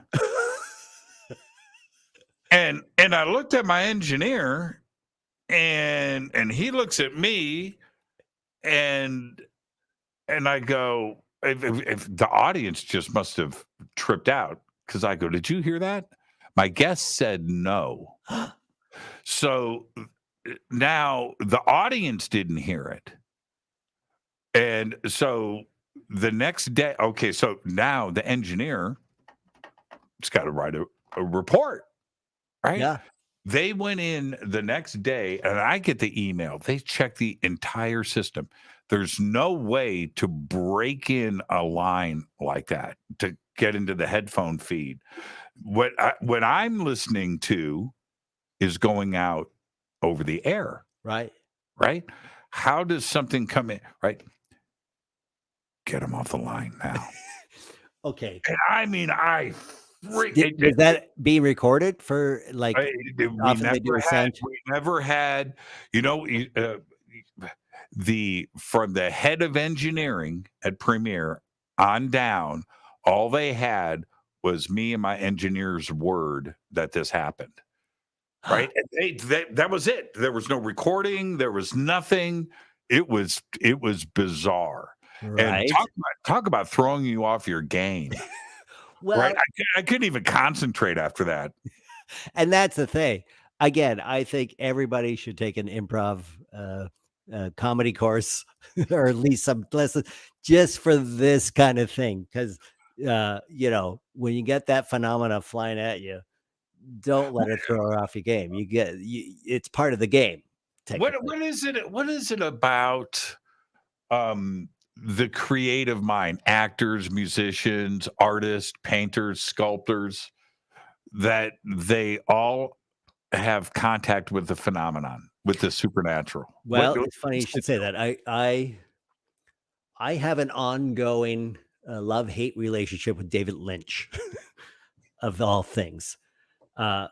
His working method, I think, is just throwing spaghetti at the wall and seeing what sticks. Right? I don't.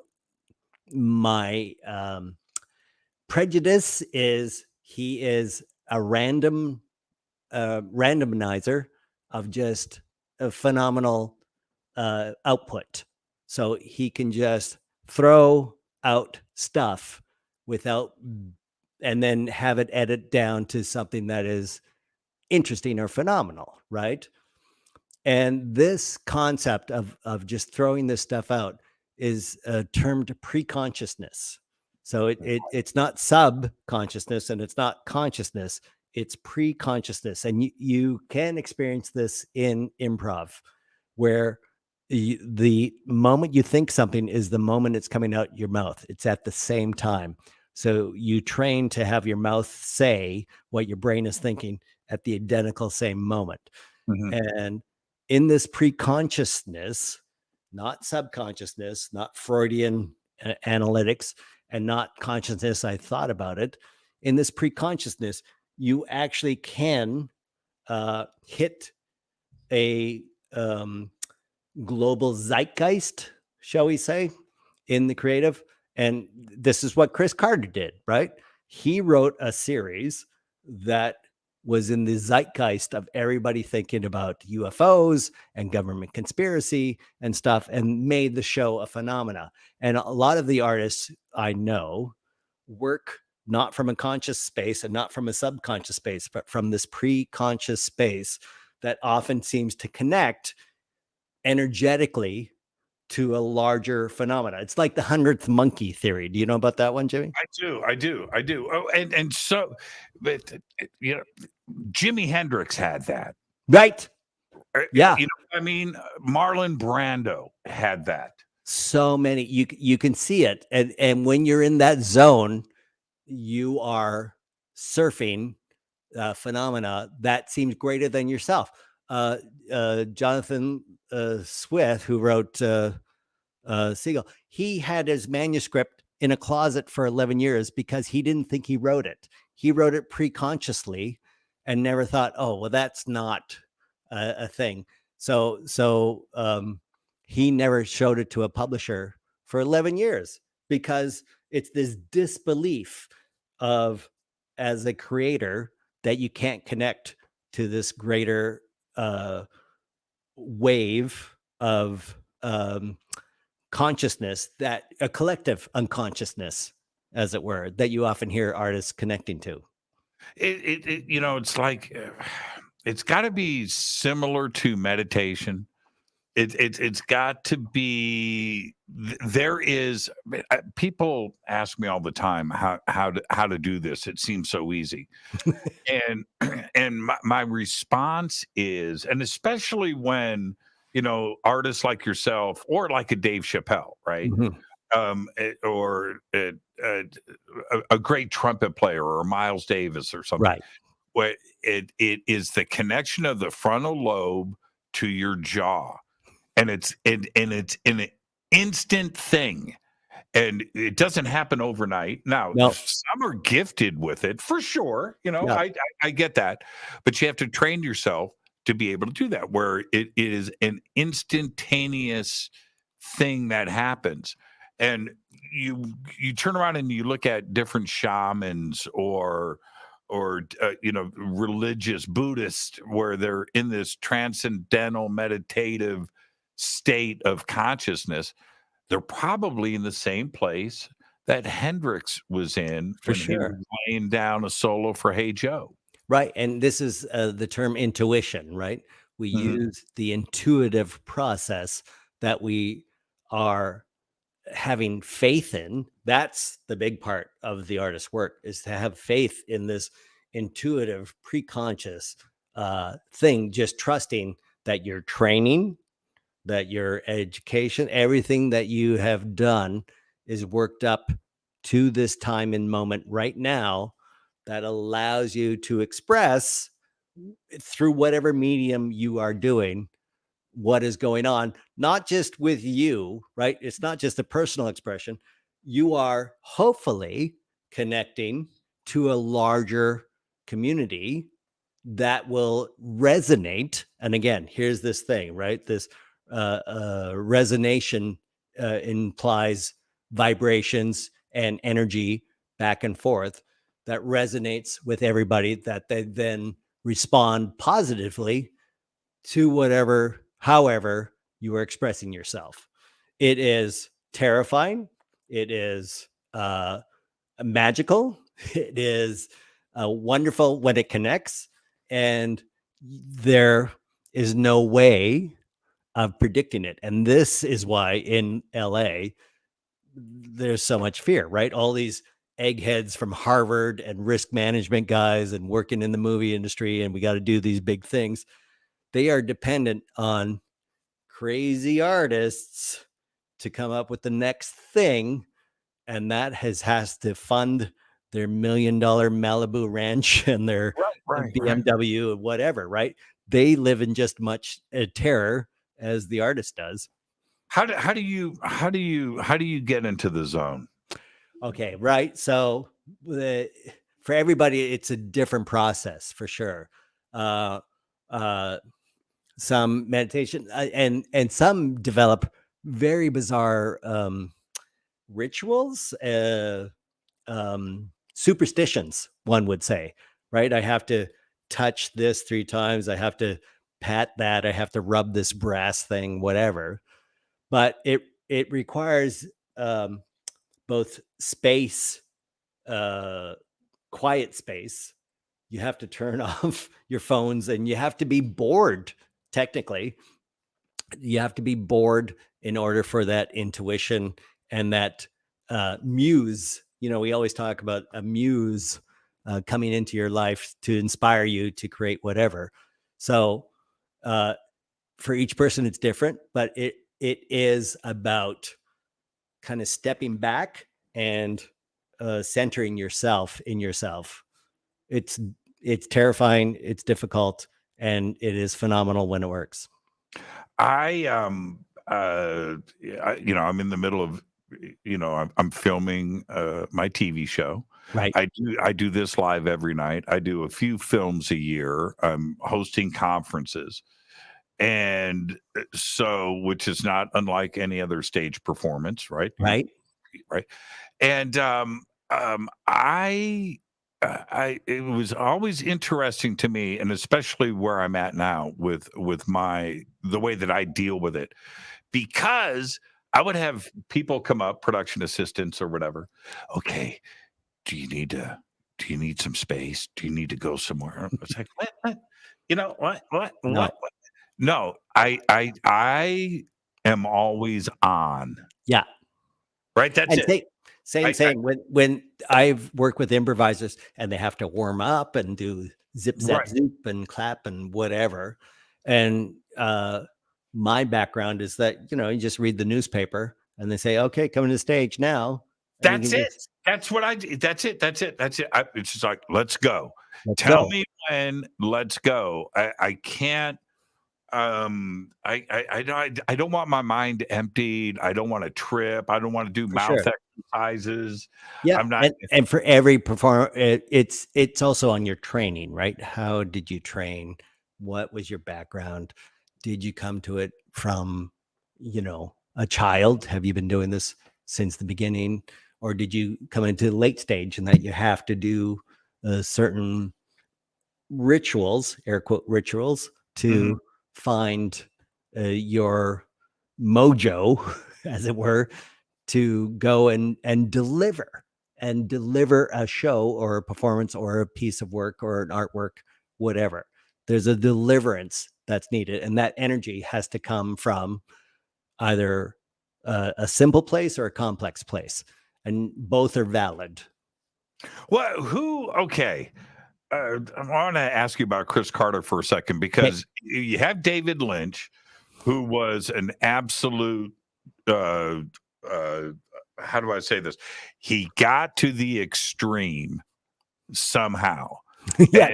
He had his style. Then you have somebody like Stanley Kubrick, who would do 100 takes of one word. Right. Yes. Drove actors crazy. Right. Just mentally wear somebody down. Yeah.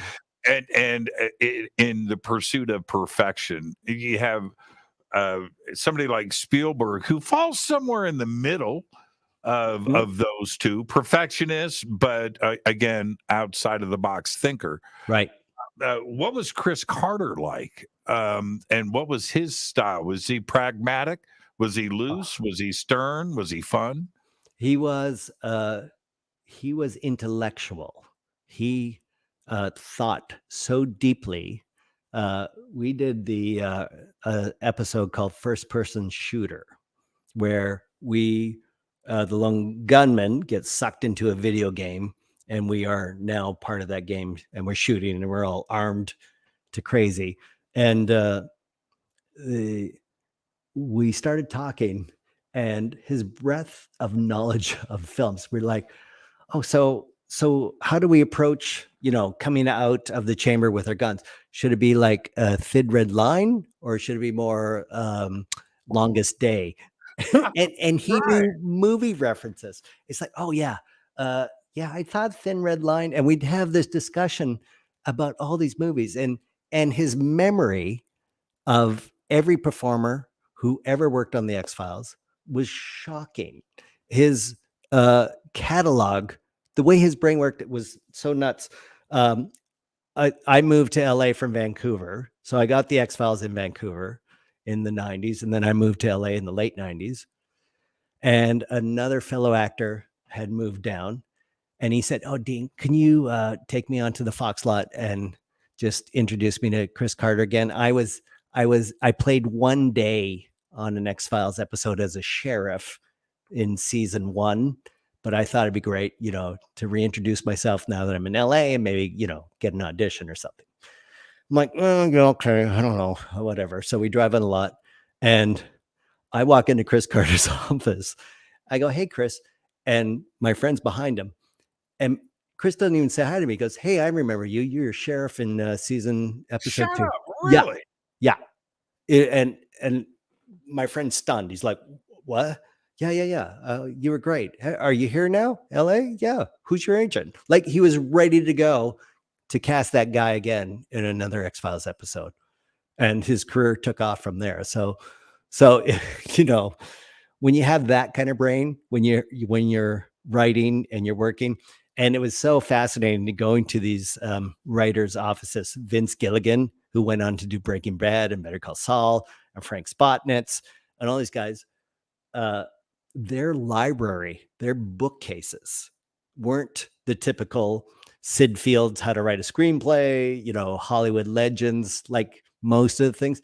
This was like the ancient rites of Mithra, the phenomena, like all of these books were so wide ranging that were in all their libraries, that their breadth of knowledge was so phenomenal. And they put that into the shows. This is why that show had such a phenomenal, not just an audience, but a depth to it that translated across 162 countries when it showed.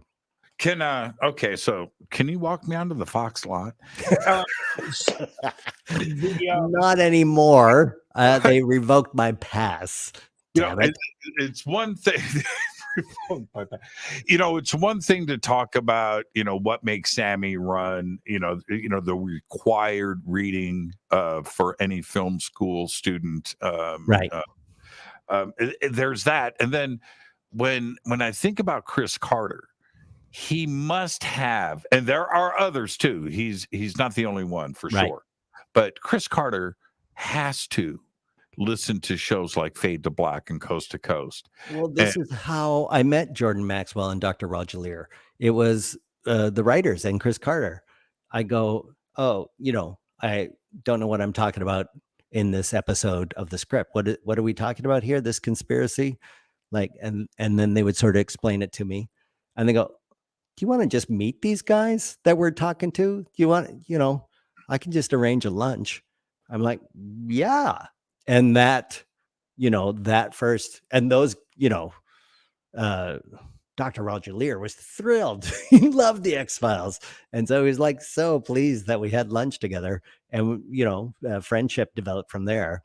And even 2600, you remember that Hackers magazine in the 90s? Oh, yes. Right. Yeah. It was called the 2600. And Yep. they contacted them going, hey, man, we want, some research for the Lone Gunmen to make the hacking seem realistic. And they said, yeah, let's meet at the payphone at Union Station in downtown LA. I was like, what? Yeah, we meet every Tuesday at the payphone in Union Station. And we sort of sit in the open area where nobody can hear us and nobody can so they were all sitting, and they would often sit back to back on the chairs. So they would just talk to each other from behind these hackers. And then they said, okay, great. Thank you so much. So we want to pay you from the Fox payroll. Can we have your social security number? And they're like, no, that ain't happening. You're insane. I'm not giving you that.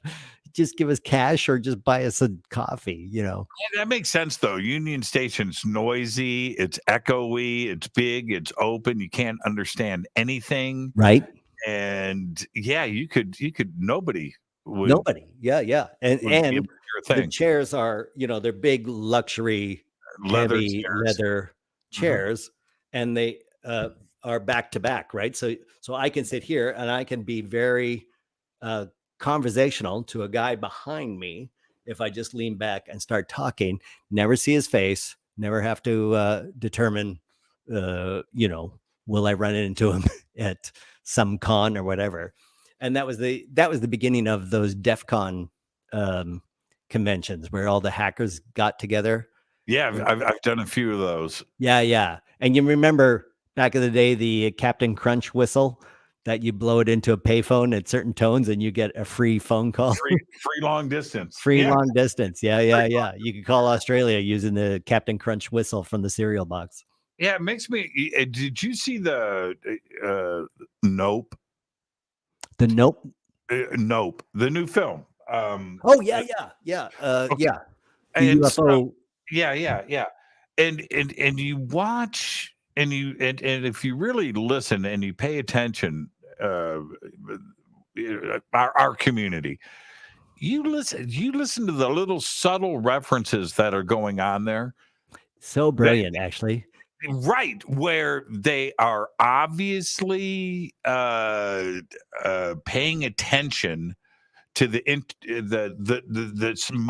small details of this community. Yeah, there's these little drops, everywhere, where this isn't some screenwriter, just writing a UFO, alien movie. Right. It the detail is there. So good. And that the spaceship itself, or the craft, whatever, is forever just hinted at for the longest time. And the people, the circus organizers that try to exploit that are the victims Yeah, To that me- thing was eating people. I know. And you're Sucking like, up oh, well, hosts. that's a perfect metaphor that, you go, oh my gosh, there's a whole community of UFO guys. Let's capitalize on this and make a, whatever podcast, or we're going to make $1 million doing this TV show.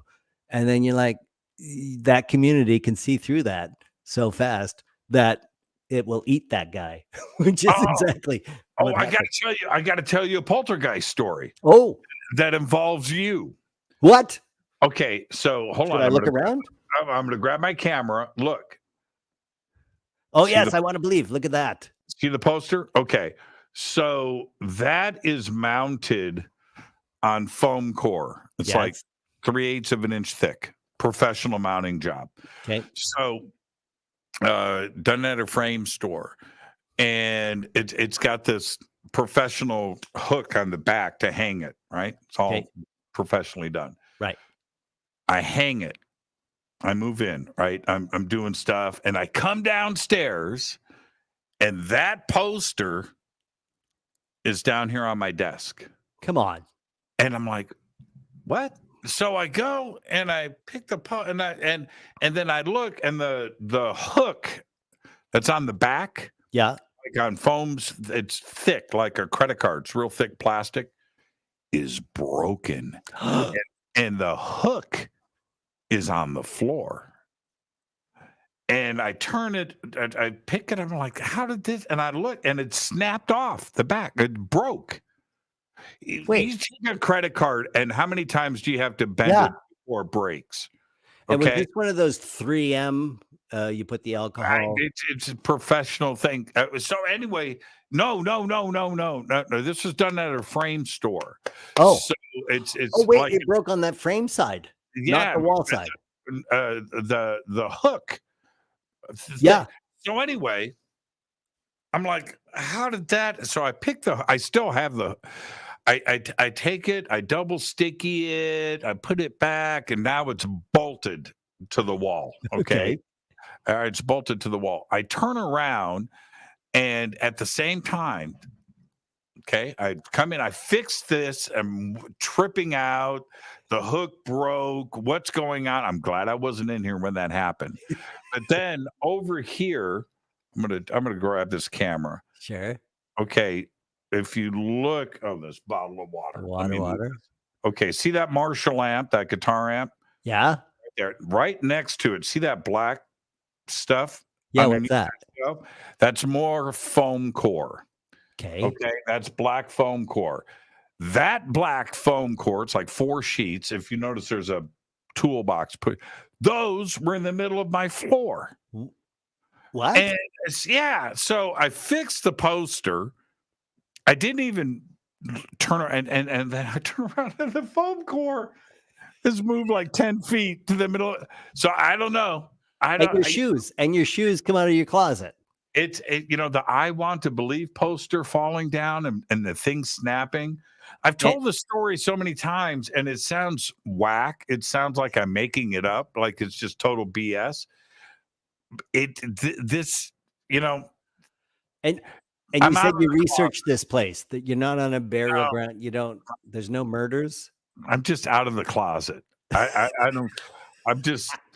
I'm okay talking about it. I don't care how crazy I sound. I don't care what people say. What year was this house built? 82. Oh, so it's not like in the 60s or the 50s or anything. Because Palmdale had that.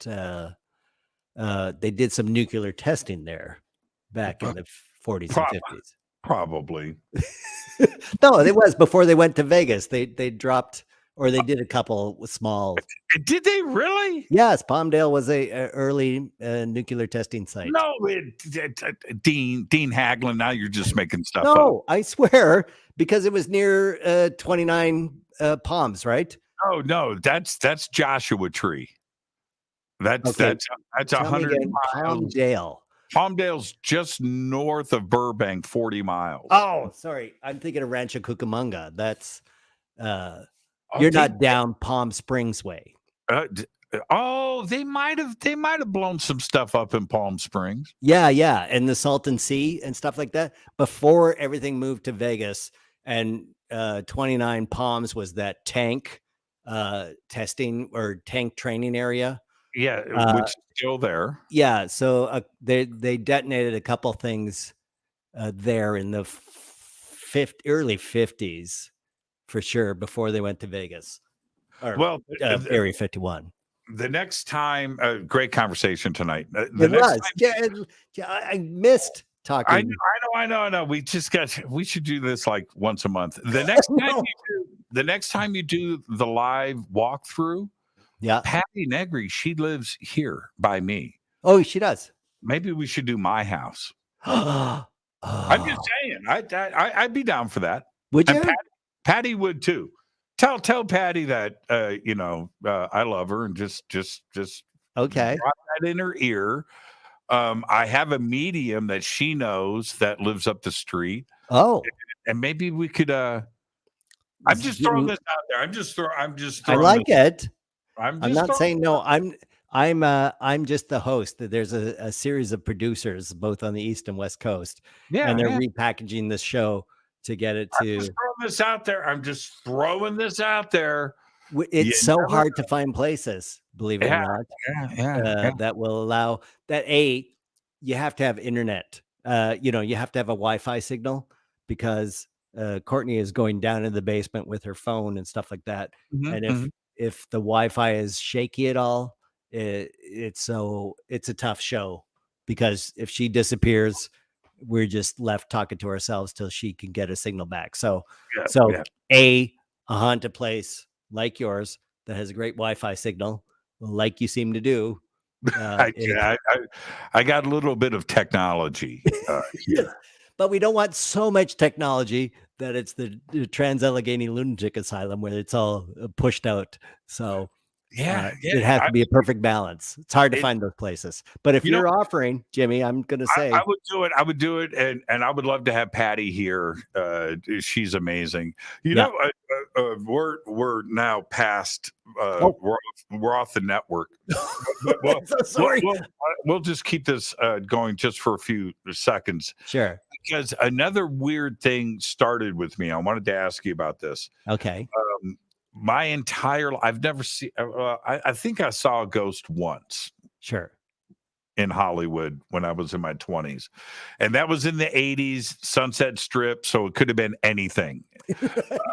But now I see and I ignore it. You know what I mean? It happens. It's out of the corner of your eye. Yeah. You don't bother looking. It happens so frequently now. In your house? Yeah. Is it a figure? Is it a like? Okay. Down. If you go out and then turn left, there's a long hallway. It's a 2-story house, but there's a long hallway that goes down to some other rooms. I have a band practice drums and stuff down there, right? And there's a bathroom. Okay. And the bathroom door is at an angle.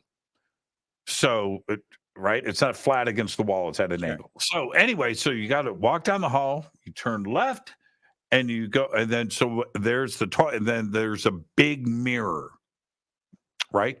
Yeah. So you get to watch yourself pee. And so there's a big mirror in front of you, but you can see through the mirror over your shoulder into the room, the studio. That there's another studio, right? So one night I'm go in, and as I turn the corner into the bathroom and I turn on the light, I see in the mirror over my shoulder frigging ghost walked right through in that studio. And I peed all over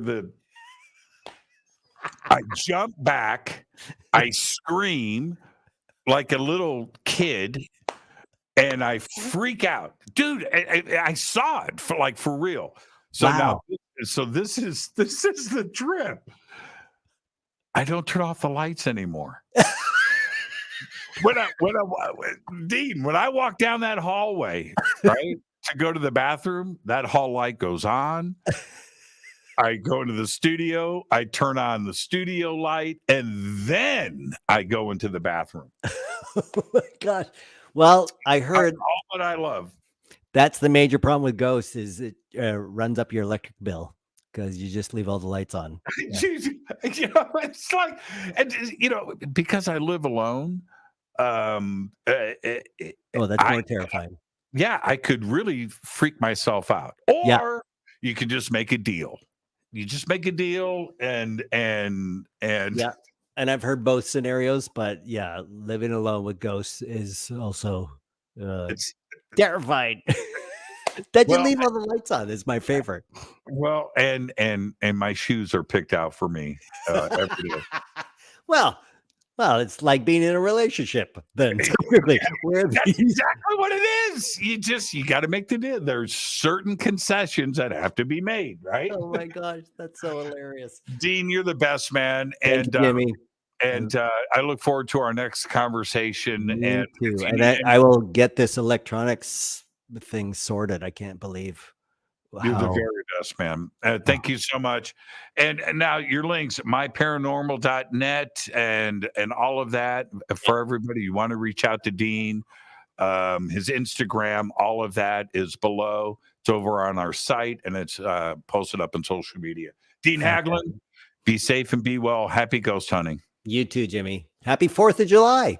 Happy 4th of July. How did we almost let that go? I don't know. Dean Haglund, behave and be well, my friend. Thank you so much. My friend. Talk to you soon. Dean Haglund, thank you so much. And so with that, I know we ran way over, but hopefully you caught most of it after we got cut off the network. This is Fade to Black. I am your host, Jimmy Church. What's going on tomorrow night? Oh, tomorrow night, Maria Wheatley is with us tomorrow night, everybody.